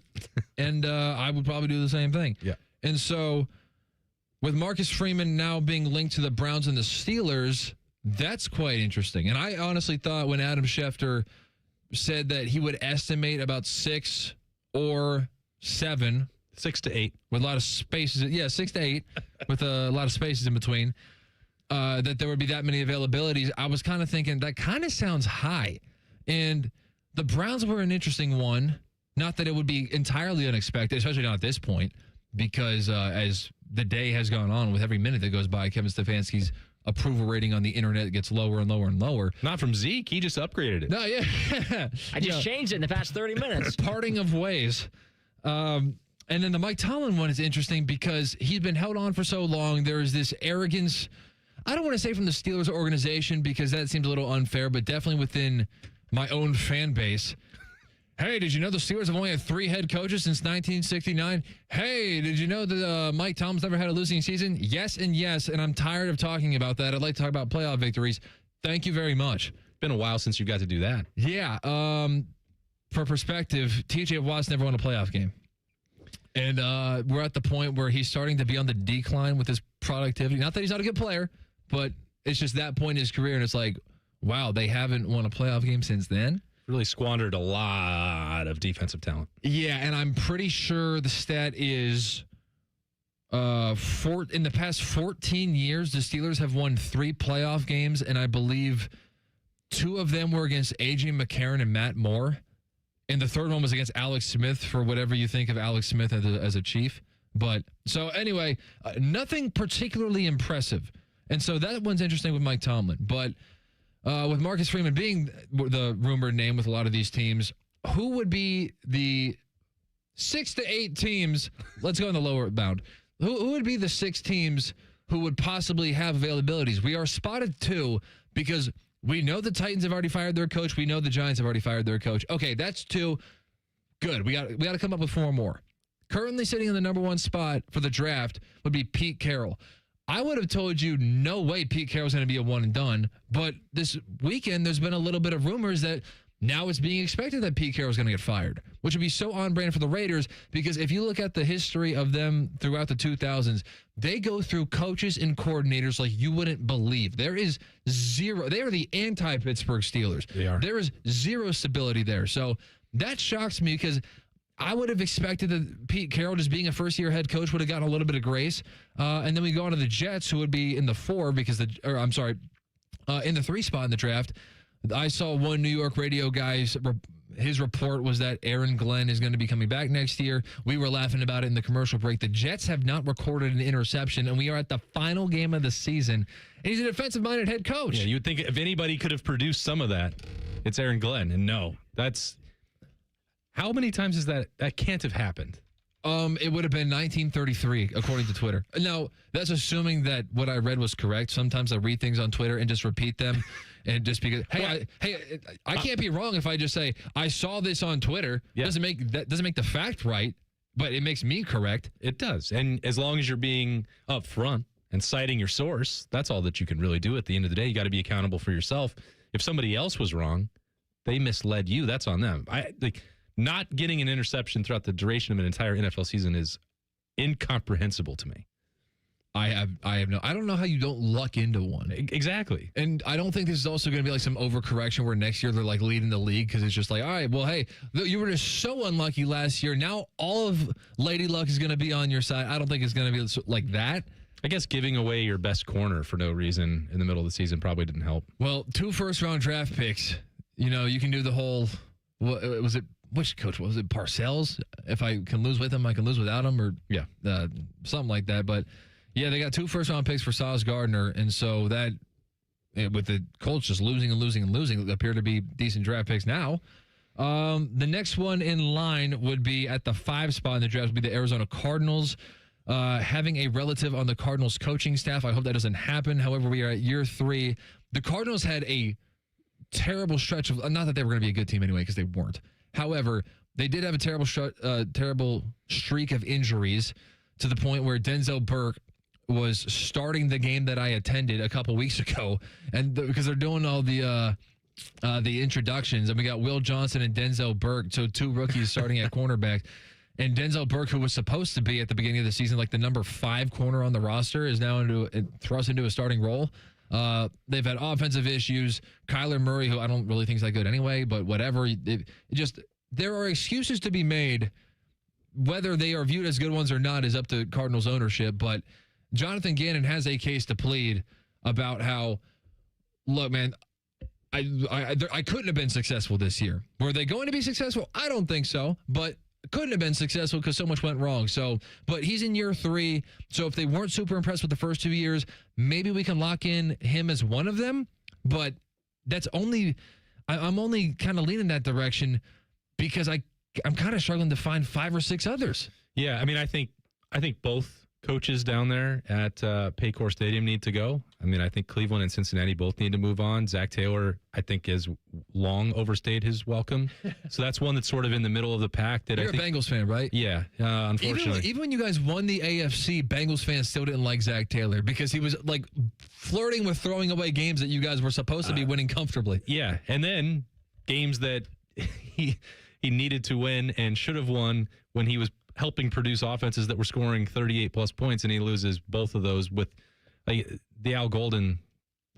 We don't need to go any further than that conversation, but I'd take him back. 100%. I mean, I think that wasn't the good fit for anybody involved. And Chris Ash didn't prove to be really over the first couple games as he replaced him, but that's going way down the rabbit hole. But I think, you don't even have to look at necessarily just the top 5 teams in the draft order, because you may or may not be able to make cases that Glenn deserves a second year to, establish his team and his identity and all that stuff. Zach Taylor's had ample opportunity to do so. I think some games he looks like a genius play caller and can organize an offense that is really terrifying. And yes, he'd had to do that for most of this year without Joe Burrow. But as you said, I mean, they've also lost games with Joe Burrow. So maybe give somebody else a turn there. That gives us 2 more. I think you might have already been counting Cleveland there with Pittsburgh, but yeah, that's probably something that needs to happen in Cincinnati. But you're going through the rest of those. Detroit's not going to make a move. Some of these other spots that are out of the playoff, but not necessarily in the top 5 or 6 lottery picks. Like Cincinnati's got to be the leading candidate there. We'll try to hunt for the other ones who are going to get replaced, and we will discuss heavily the Stefanski angle of this. Also, we got a couple AFC North games going on today. One's really important, and then one is happening right now. All right, so we'll talk about that next, which means we have tons of listeners right now, by the way. When the Browns and Bengals are playing a football game, everyone is turning that off to listen to us. Well, they want to hear us talk about the Buckeyes more if they don't want to watch that garbage game. We'll be right back. Fan Sports on and the Fan. Wake up with the Fan. Eat lunch with the Fan. Go to bed with the Fan. Dream about the Fan. Then change your sheets. Gross. Ew, you guys are gross, but stick around in case I don't find anyone else. The Fan. Hey, Max, you look absolutely dashing in that purple tie. Ready to harness the world? You bet, Daisy. I'm ready as I'll ever be. And might I say, your purple tie really pops with your vest. Thanks. I almost went with a cape, but didn't want to come across as pretentious. Nonsense. Anyone in our line of work should rock a cape. You might be onto something, Max. Phew, so here we go. First day on the job. We've got this, right? Right. Don't forget, we both graduated from Dogs Inc. with honors. Which means I can guide my human around a busy city with ease. And I can give my human a restful night. I hope my human is kind and loving. And I hope mine likes wet kisses and zoomies. Ready to make a difference? Born ready. Let's go. Discover how extraordinary dogs like Daisy and Max change lives at no cost to the recipients. Visit dogsinc.org. You know a thing or two about the moments in life that matter. You've seized those moments to embrace joy, accomplish great things, and build meaningful relationships. Is it time now to sit back and reflect on a life well lived? Maybe. Or maybe there's more to be done. Maybe this is the most important moment you've encountered yet. By volunteering with AmeriCorps Seniors, you can seize the moment, lend a hand, and get back more than you give. We connect you to local volunteer organizations with opportunities that fit your schedule and match your interests. Through AmeriCorps Seniors, you can support people in times of need and make your community stronger. You can become a companion to your older neighbors, brightening their days with friendship. You can even become a mentor for young people, serving as a role model and enriching their lives. Are you ready to seize your moment? Visit AmeriCorps.gov/yourmoment and get started today. Hey there, Jane Lynch here. You want to hear something funny? Too bad. You want to hear something uplifting that will inspire you? Good. Because today, I want to talk to you about Direct Relief, a humanitarian organization that does seriously good work when it counts. Fires, hurricanes, earthquakes. When disaster strikes, Direct Relief immediately shows up with medicines, medical supplies, and everything doctors and nurses need to save lives. Let's ship her out! Every day across the United States and around the world, they're making an enormous difference. If someone needs help, Direct Relief helps. No politics, no red tape. Hey, what you doing over there?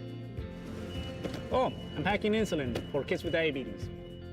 See, every box here is literally a lifeline for someone in critical need. So check them out at directrelief.org. You might just bring a smile to someone's face. 1-877 Cars for Kids. KARS Cars for Kids. 1-877 Cars for Kids. Donate your car today. Call 1-877 Cars for Kids to reach a friendly live agent. Donation's super easy, and your car can be picked up as soon as tomorrow. Call us now. 1-877 Cars for Kids. Donate your car today. Did you know you can donate real estate too? You know what hope is? Hope is action. Carving a path forward, even when it's hard. And kids who still know how to dream. They're the best pathfinders of all. So at Child Fund, hope means helping millions of children living in poverty worldwide to grow up healthy, educated, skilled, and so all those good things can come true for them.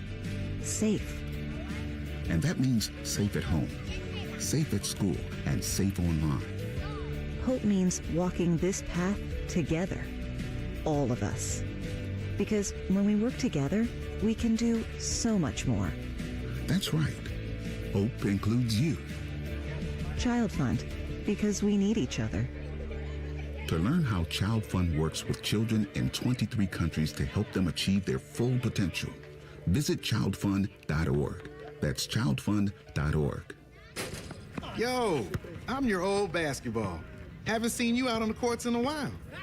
Why not pass me over to Goodwill? Donating me helps Goodwill's mission to provide career training and support services right here in the community. And that's a slam dunk. Donate today.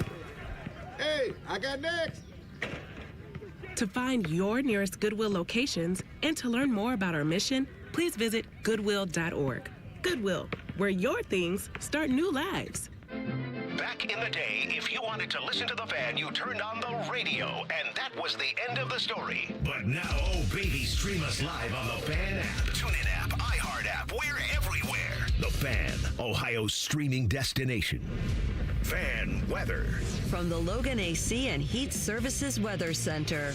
We'll see a mix of clouds and sunshine here for your Sunday, with temperatures warming up into the lower 30s here for this afternoon. Winds will be fairly light at about 5 miles per hour. And then as we head into the work week, we are tracking a nice warming trend as we get back up into the mid-40s here on Monday with a partly cloudy sky. And that's a look at your 10 weather impact forecast. I'm meteorologist Aaron White here on 97.1 The Fan.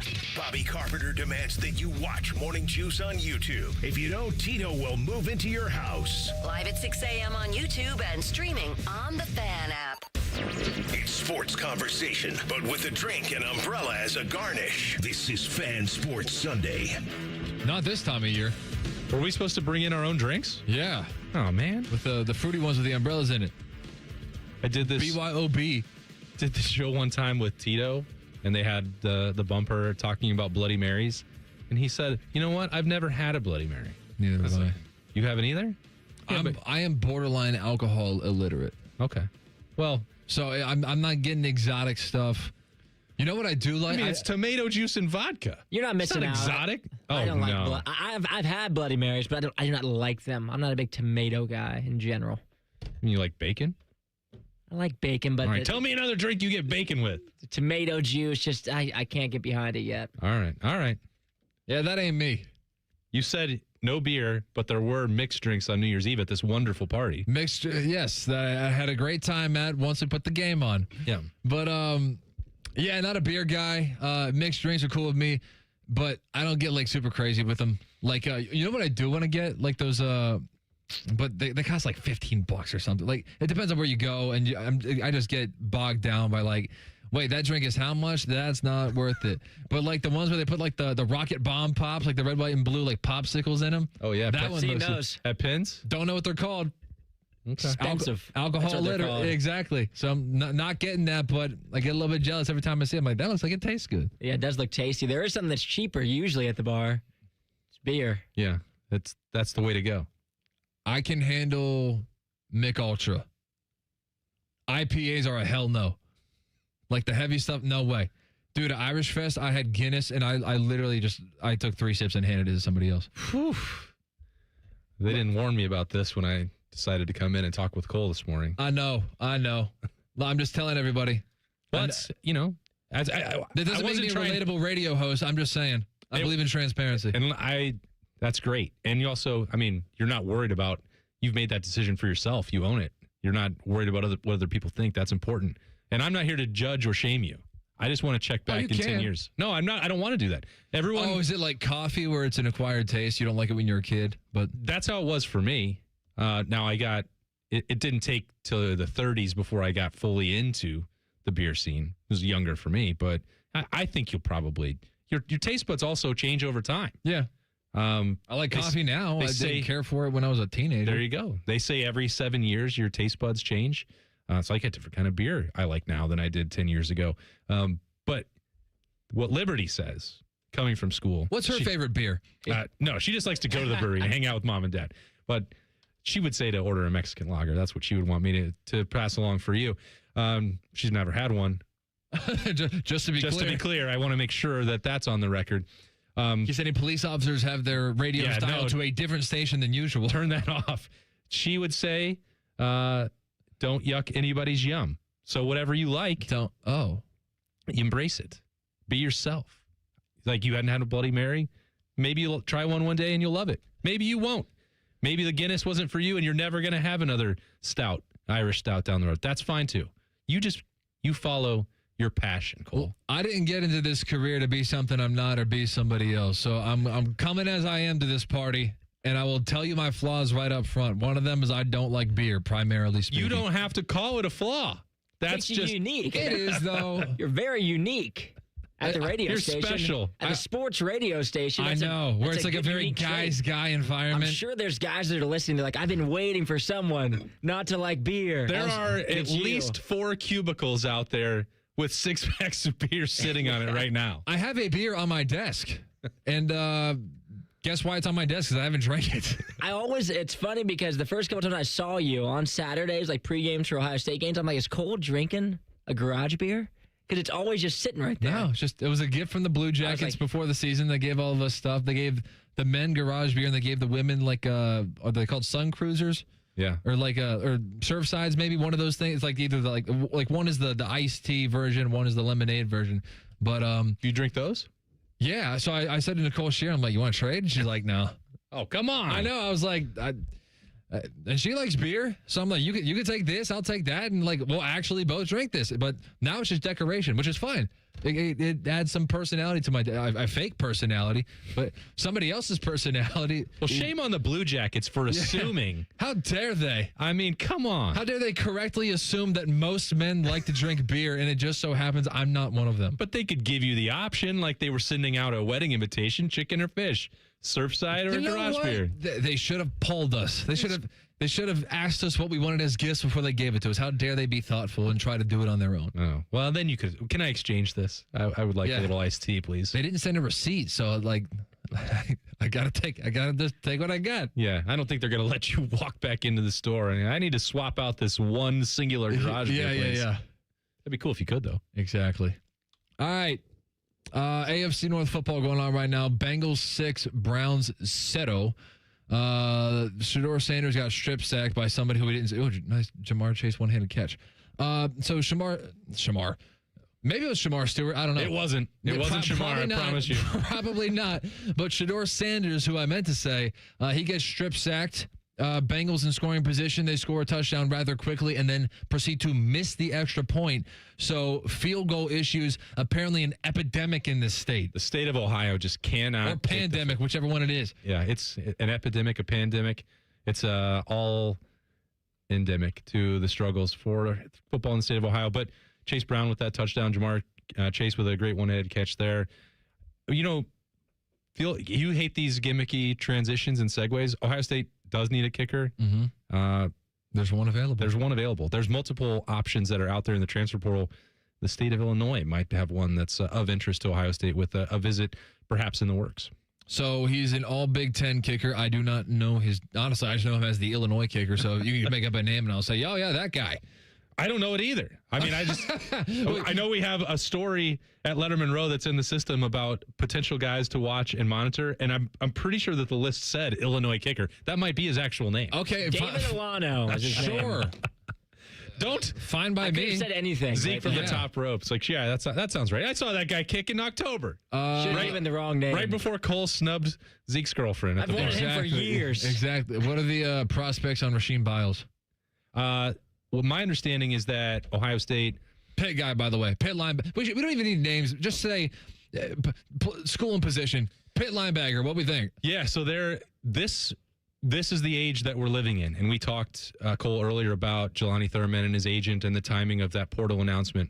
My understanding is that Biles representatives are basically inventing a visit out of thin air, that Ohio State does not actually have interest in pursuing the Pitt linebacker. Oh, really? No, that is my understanding at this point. Now, maybe that would change, but that's breaking news. I don't believe that he is actually visiting Ohio State or that James Laurinaitis, Mark Pantoni, Matt Patricia, or Ryan Day have legitimate interest in pursuing him. Now, they may go after a veteran linebacker under the assumption that they're going to lose. They know they're losing Sonny Styles, and Arvell Reese could be entering the NFL draft, probably will.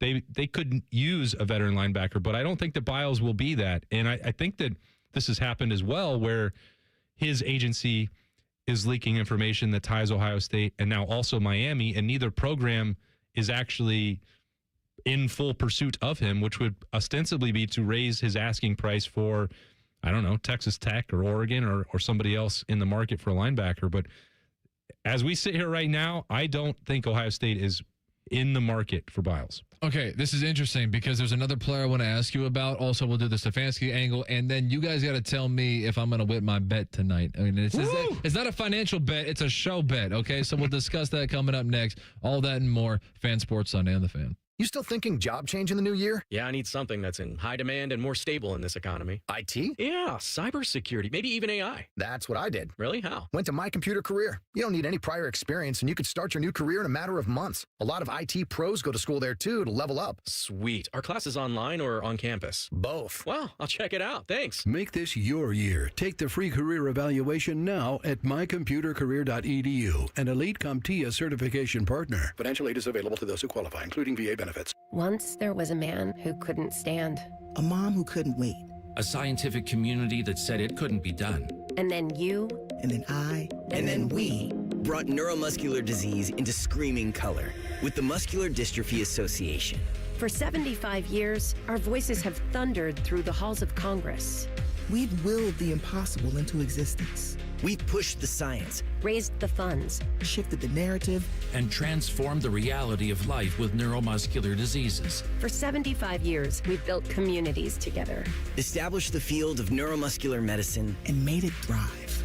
Call that a legacy. Call it impact. Call it momentum. Just call it ours. Because it's the generations of community heroes that give MDA the strength we have today. And until neuromuscular disease is a thing of the past, you couldn't stop us if you tried. Join us and celebrate 75 years of breakthroughs at MDA75.org. Your child is sick. With those 4 words, the innocence and joy of childhood disappears. But Starlight has taught us 4 other words that make all the difference. The power of play. Happy kids heal faster. That's why Starlight Children's Foundation delivers happiness through gaming, toy deliveries, and more to hospitals across the country. Learn more at starlight.org. Matty Ice has a large tattoo on his calf of LeBron eating a lion. I have nothing else to say. Rothman and Ice. Weekdays from noon to 3. The Fan. Are you still in your pajamas? We are. You're listening to Fan Sports Sunday. I'm very glad that we have the Browns-Bengals game on the TV but are busy and can't listen to it because I saw them. The Bengals are on offense, which obviously means that Myles Garrett is on defense. And I saw them spotlight Myles Garrett and kind of like put his name right above him in his stance as if we like just couldn't tell. And he's also the defensive end at the bottom of the screen, not the top. And so like we can see the back of his jersey right now. It's not like other defensive linemen are like blocking his image. We know who he is. Oh, and Browns. I can't do play-by-play because we don't have well, we actually do have the right, so I can do play-by-play. It's just not him. Hey, Myles Garrett, stop trying to celebrate a pick six that hasn't been completed yet and throw a block. Okay, there he goes. So Browns get a pick six. There's a flag. We'll figure that out later. He was Myles Garrett was threatening to get in there and get that sack and break the record, and forced an errant throw from Joey B. And what an incredible football game we're watching here. Just the coverage of this has been so maddening because, and I've watched a lot of them. I've watched the San Francisco game. I've watched the Chicago game. Whoever they play last week, Pittsburgh probably. Yeah, because Myles Garrett was like that. The upset of the century. Yeah, I think that they were more interested in preventing me from the sack record or whatever. And so these broadcasters who like only talk about this all game long, and Jim Nantz getting like really excited when someone gets a sack and like, oh, it was Alex Wright. Hey, the audience fooled me. I heard a lot of cheering and I thought it was Myles Garrett who got the sack. Turns out it was Alex Wright. Like this whole like sack record chase thing, which by the way, sorry, Prophet, it's fake. It's fake now. We're now in the 17th game of the season in Week 18, and he's chasing the sack against people who did it in 16 games. I can't even keep my numbers right, so this joke isn't even working. But now I can make... The point is, it's not real. Exactly. He didn't do it quick enough. Thank you. Not enough games. I can forever make the argument that he needed the extra game if he does get it. And then he was all butthurt last week because... it was a home game. The crowd was rooting for him. And I'm sure there are a decent amount of Browns fans at this game too. Fine, whatever. But he had a bunch of friends and family there in a suite. He was trying to get it done there. He didn't get it. Too bad, so sad. I'm not worried about it. But I am so glad that I don't have to listen to whichever broadcast. Well, I mean, the show's over in half an hour, so I guess for the second half I will. So if he gets the sack record, I need it to happen before I get home and flip on this game. Because I cannot stand another half of football listening to broadcasters talk about one thing and one thing only, especially last week when the Steelers were playing for a playoff clinch and they didn't even care. I couldn't be sure if the Steelers did either. Evidently not. Well, our offense is just not that good, and that's kind of all that needs to be said about it. Your defense is really good. Going on 10 years. The quarterback ain't great. The offensive line ain't great. But your defense is phenomenal, and they had a great weekend against the Steelers last weekend. I want to ask you about something. So we were talking about Biles, the Pitt linebacker, and we were talking about how there were all these rumors, and you know, sometimes like the agent stuff is definitely messy with this stuff, and it's getting out of control, man. Over promotion of players to the point of where like myths are starting to be treated as facts. So I did not realize that. And I had heard one of my friends texted in our group chat of like, oh, apparently the Pitt linebacker's not visiting anymore. I just assume that he was looking in a different direction, as you basically just reported for those who didn't hear it, and I had not heard it up to this point. So as far as I'm concerned, it's breaking news that Ohio State didn't actually offer him a visit. They didn't offer him a spot on their roster, and that his agent was kind of just like manufacturing this visit. But it kind of made sense to all the media people because, you know, why research it when it's just, hey, you heard that a player who's from here might be visiting here. As far as people thought that he was a pretty good player for Pitt. Yeah. So you assumed that upgrade to Ohio State would make sense geographically as well. And so it turns out they didn't even want him. So now I want to ask you about somebody else who is still in high school, a big-time commit, but now he's kind of in this mess of where's he actually going to play? Miami, who we mentioned with Biles, they kind of maybe got played the same way. Yeah. Because this Biles kid from Pitt also had maybe not a real visit scheduled, but had some sort of mythical visit scheduled to Miami that fell through. So maybe his agent is just putting together these stories that don't even exist. So I want to ask you about the Georgia defensive end, David Jacobs Jr., who I had thought, and I've been following his recruiting pretty closely because Notre Dame seemed to be in second place behind Georgia. I could have been fine if he went to Georgia. He's from Atlanta. Okay, that's fine. But I'm like, oh my gosh, he's coming to the Midwest and it's not our school, man. That sucks. So I was upset that he didn't go to Notre Dame. But then when he makes the commitment, the video is a little bit awkward because his family is completely emotionless. They're not wearing any Buckeye gear. They're not clapping. They're not celebrating. I mean, they are just like sitting next to him, almost like they don't even know that he's committing to Ohio State. And then stories come out where he's like, yeah, Texas A&M and Miami. I love Ohio State, but I still like them. I'm committed to Ohio State, but I'm definitely still taking my OVs to Miami and A&M. So what's the deal with him? And do you think he's actually ever going to play for Ohio State? It doesn't seem like it. And that's the risk that you sometimes run when you get into bidding wars.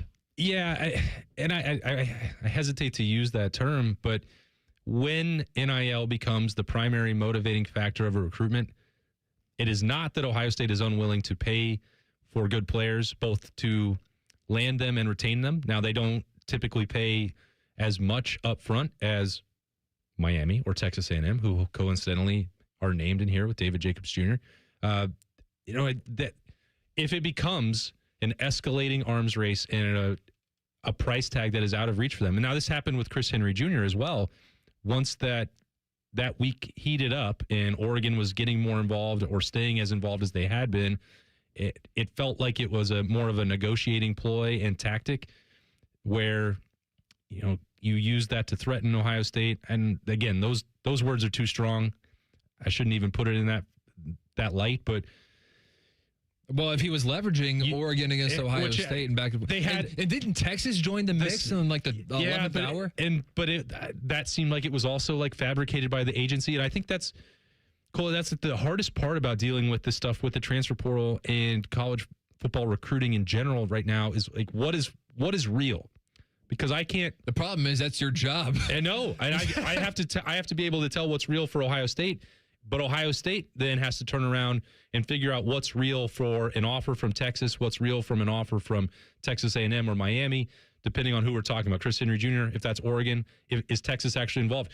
Ohio State's was under the impression that Texas wasn't actually making a bid that would raise the price. So some of this is like agents crafting a narrative that they get to turn around and say to the negotiating table, raise your price for Ohio State, or raise your price if you're Miami. Raise your price if you're a pit linebacker. It's because there's not collective bargaining, because there's not transparency with a true salary cap, because there's not airtight contracts. The way that, why don't you see this in the NFL or NBA or NHL? It's because of all those things that I mentioned. Contractual. So until you get to that point, you're just constantly waiting around in the dark through smoke and mirrors in a maze to try and figure out what the truth actually is. So the best that we can ever hope to do is like get a clear read for what Ohio State believes is the reality, which again can be hard for them to figure out because they're dealing with agents and nonsense that's out there constantly. So where does a recruitment like that end? For somebody coming out of Georgia, for having offers that are going to continue to be there at those SEC schools that all you mentioned, or Miami, when those specific schools become the primary competition, I just tend to think that they'll probably wind up elsewhere because Ohio State is not going to bid more than it is comfortable on players because there are lots of good players available. All right, Isaiah is going to tell us in the next segment, since we only have one more left. He's going to tell us if he wants Shedeur/Stefanski back next year. He's probably going to get 50% of them back, whether he likes it or not. And we're going to make fun of a former Buckeye who I think forgets that he's a former Buckeye. That's coming up next. Fan Sports Sunday on the Fan. The only workplace in America to participate in the Doorknob Fart Game. And we also play office basketball and sometimes do radio. The Fan, Ohio sports destination. I wish I'd gotten treated for my erectile dysfunction sooner. Men, I hear this all the time from our patients. This is Jeff for Tri-State Men's Health. And if ED is a problem in your life, resolve to get it treated today and stop having it affect you and the one you love. ED is simply a medical condition and it's fully treatable.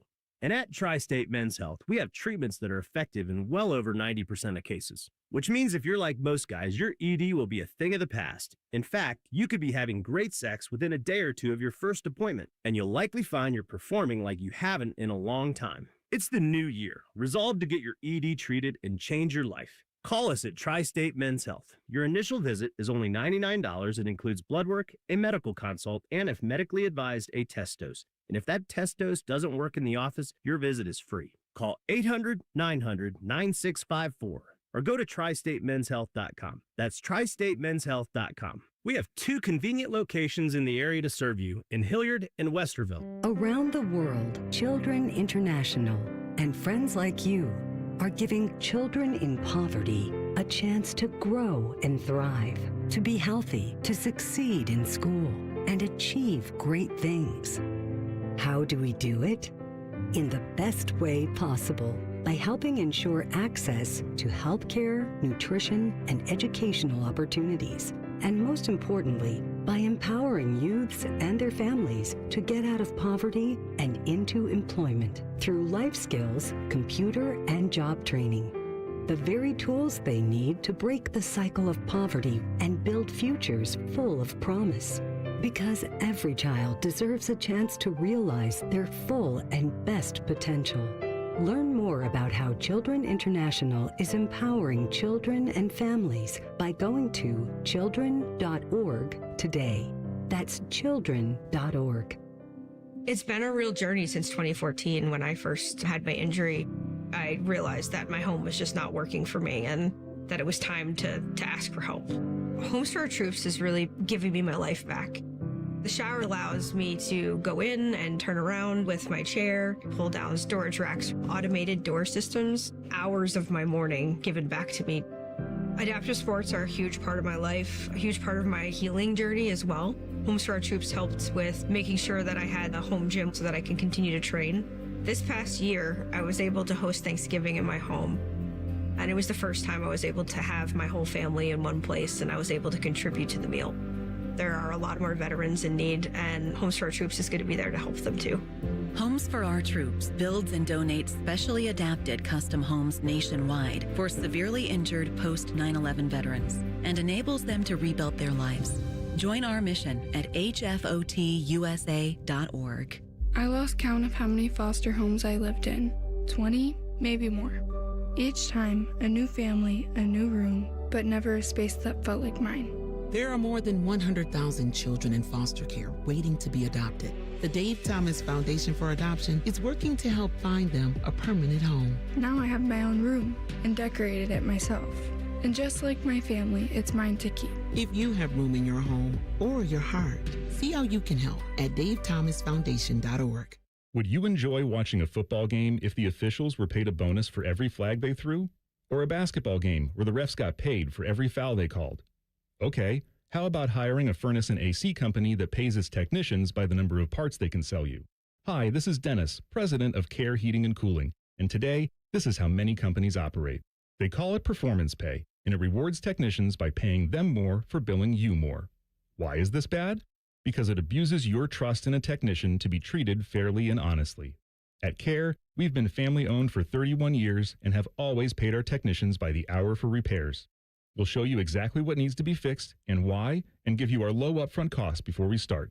And unlike other companies, our technicians will never be rewarded for throwing more flags. Our Central Ohio-based staff is here for you 7 days a week.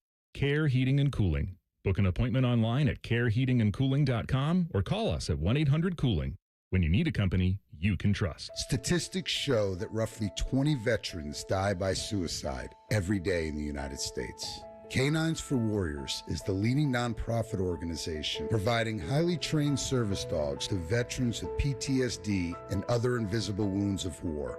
Backed by scientific research, Canines for Warriors has transformed the lives of more than 1,000 veterans, helping them reclaim their independence. To find out more, please visit caninesforwarriors.org. Can't get enough of your favorite fan content? Good news, we're on all the digitals. Follow 971 The Fan on X, Facebook, YouTube, The Talk, and Gram. Your digital home for endless shenanigans. The Fan. Enjoy all the football this weekend, but remember to join us for Reaction Monday. Sponsored by the Roofing Guys. The Fan. You're listening to The Fan. It's Sunday. We're a sports station, and we shall call it Fan Sports Sunday. 11 down, 1 to go. Cole Bartemes, Austin Ward, Zeke J on the board. Zeke J is going to throw it to, what have we got next? I think Westwood won something. Yeah, Westwood won, and then we're transitioning into Blue Jackets pregame at 2:30. That's right. So Jackets Pens today. So it'll be a quick reunion with Yegor Chinnikov, who just got traded, who I saw scored in his last game as the Cleveland. Imagine that. Yeah, exactly. Trade a player, and he's already scoring for the other team. So we are trying to figure out if this scoop and well, there you go, calling the field stands. So for those of you who are driving around, can't see the score live, don't look at your phone and drive. We'll just tell you. The Browns are now up 14-0. I'm sorry, 14-6. It'll help if I give you the right score. So 14-6. The Browns have 2 defensive touchdowns. Both extra points were kicked from basically midfield because they keep getting celebration penalties for these defensive touchdowns. They got the same penalty on both defensive touchdowns. Yeah, they jumping in backwards to the end zone. Yeah, doing the Marshawn Lynch, Michael Jackson, he. Yeah, so for those of you who heard Browns 14, Bengals 6, and got really excited about Shedeur Sanders, I regret to inform you he is 2 for 4 with 22 passing yards, and it's all the Browns defense. Kind of emblematic of their entire season, to be honest with you. All right, Prophet, we got a lot to cover in very little time, so let's get to your portion of it. Stefanski and Shedeur, where are you at with those two? I'm fine with Stefanski going. It's time for an overhaul. I can respect what he did, but it's time. But the part of it that I don't like is I think Andrew Berry is getting left. Well, this draft class, though. It was good. It was good. Not that that's all that he's ever done, but this draft class looks really, really good. It looks good, but I can't. They've acted as if the whole time that Stefanski and Berry were one brain trust. And then now at the end, I just can't imagine a world this entire time we've been under these two that they wouldn't go together. They either stay together or go together because they were always on the same page, as they said. And I can't imagine Kevin wanted a 4-quarterback competition going into this year. And the neglect on the quarterback position, the Deshaun Watson deal, the wide receiver room. I mean, this team isn't built correctly. And here you just invoked the name. The Deshaun Watson deal is, yes, I mean, that alone is the Andrew Berry's got to go for me. So, well, here's the interesting thing about it is because you may have to face that in real time next year because the Browns have actually played themselves and the quarterbacks in college have also played the Browns out of the Browns being able to draft a quarterback because what was supposed to be like, and this is how it goes every single year, this 8-quarterback first round that we were supposed to have somehow turned into 2, and there are 2 quarterbacks who weren't even discussed as the 2. It's not Nussmeier, it's not Klubnik, it's not Arch Manning, it's not Lenoris Sellers, it's none of that. Okay, so we got Fernando Mendoza and we got Dante Moore. And the Browns currently have the number 4 pick in the draft, and there are 2 teams above them who are quarterback-needy teams, so you're getting boxed out. So, you know what you might have? You might have Deshaun Watson versus Shedeur Sanders battle for it all, and that is going to make for great radio and terrible football. I'm hating it. Yeah, how could Deshaun actually be part of this conversation? Like, what world are we living in? I'm telling you, it's honestly unbelievable. Yet again, that's why I'm for Berry going as well. And Shedeur, I wanted to give Shedeur a chance. I was fine with him getting the latter half of the season, but for the people that want him to be the number 1 option next year, it's just you haven't seen it. I've seen enough Browns quarterbacks that have thrown 7 touchdowns, 10 interceptions with a 57% completion rate to know that hey, this probably isn't going in the direction we wanted to. Let alone he is a 5th-round pick. And the other thing that I hate about it, and I don't cheer for losses, but last week would have been nice to lose because we've only twice in the past 25 years we've drafted a quarterback in the top 5, Baker Mayfield and Tim Couch. And they both are pretty solid. And if you want a good quarterback, typically you're not going to find him in the 5th round. Solid for a low bar. Just to be clear on those. That was a Brown standard. That was a Brown standard. But yet again, if you look at the playoff Tim picture Couch right took now, over an expansion team in a way. He did. But if you look at the playoff picture right now, the quarterbacks that are leading these teams are all first-round draft picks. They're not typically found in the 5th round. No. I mean, Dak Prescott would be the first one that I reached for, but I mean, he's not making the playoffs this year. Sure isn't. This year, so like they're kind of all over the place in Dallas. But yeah, no, you're right. So that's fine. I just want to get your take on that because Shedeur Sanders, by the way, who is already like the most polarizing figure, whether he tries to or not, he just is. He just is. He's the most polarizing figure on social media. We know that social media does not like middle ground. They like one end or the other end. And it's almost like in perfect harmony, Shedeur Sanders, his play on the football field reflects his Twitter personality because every throw is either awesome or terrible. And so he feeds the system completely unintentionally, which, I mean, the system is going to like push this sort of nonsense conversation anyway. But his play, like you talk about cherry picking highlights or lowlights to craft an argument. There is no better quarterback than that. He gives you both. He's everything. He's everything you could possibly want. He's yin and yang. And so we still sit at 14-6 Cleveland. I did not see that coming, but that's what we got right now. Steelers, Ravens tonight. That'll be battle for it all. Whoever's going to take the AFC North and lock up the 4 seed and probably play Houston. That's how that's going to go. But before we go, I want to take some time, just a couple minutes here before we duck on out of here. We got to make fun of a quarterback who I think actually forgets that he played at Ohio State. Okay. Quinn Ewers, this is the irony of Quinn Ewers putting together a statement at a press conference, because I assume that was asked by a reporter, hey, all this transfer stuff, you experienced this, you've been in this. What do you think? Here's Quinn Ewers on his take on the transfer portal, and get a load of this rich stuff. I did have opportunities to go other places, but I felt like what I built with my teammates at Texas and the legacy that we built, I didn't want to mess anything up there with the relationships that were built. And to me, it's not about the materialistic things of this world, because it comes and goes. What's important to me is the relationships that are built along the way, and I didn't want to disrupt or rub anybody the wrong way, being selfish and trying to go get money from another team, because I was a lifelong Longhorn. Growing up, I wanted to play there. Ended up being the quarterback there, living out my dreams. My 10-year-old self wouldn't transfer away and go somewhere else. So at the end of the day, that was the right decision for me. And I think that's important for these younger kids to take into account, is stop being so focused on the materialistic things, whether it's NIL or whatever, and start building relationships that matter, that'll last you a lifetime. Okay. Ooh. So for those of you who may have forgotten, Quinn Ewers originally committed to Texas, decommitted, flipped his commitment to here, handed the ball off twice to Robert Cope against Michigan State, and then immediately was playing for Texas the next year. So, Austin, your recruiting is kind of your thing. Yeah. So I'm curious. And by the way, 5640, hey, Isaiah, hit even if I'm mid-sentence, hit it, okay? So it's up to us to be on time. So you cover recruiting pretty closely. There was speculation, as he talks about how this is not about materialism, it's about relationships. Now, if I recall correctly, there was some sort of law that did not allow him to accept NIL money during his high school career in the state of Texas, and so that's why he reclassified to come to Ohio State a year earlier so he can get the money a year earlier. Am I correct in saying that? 100% correct. Okay. That was a materialistic thing, and kombucha. Yes, the kombucha, of course. Lifelong Longhorn. Nope.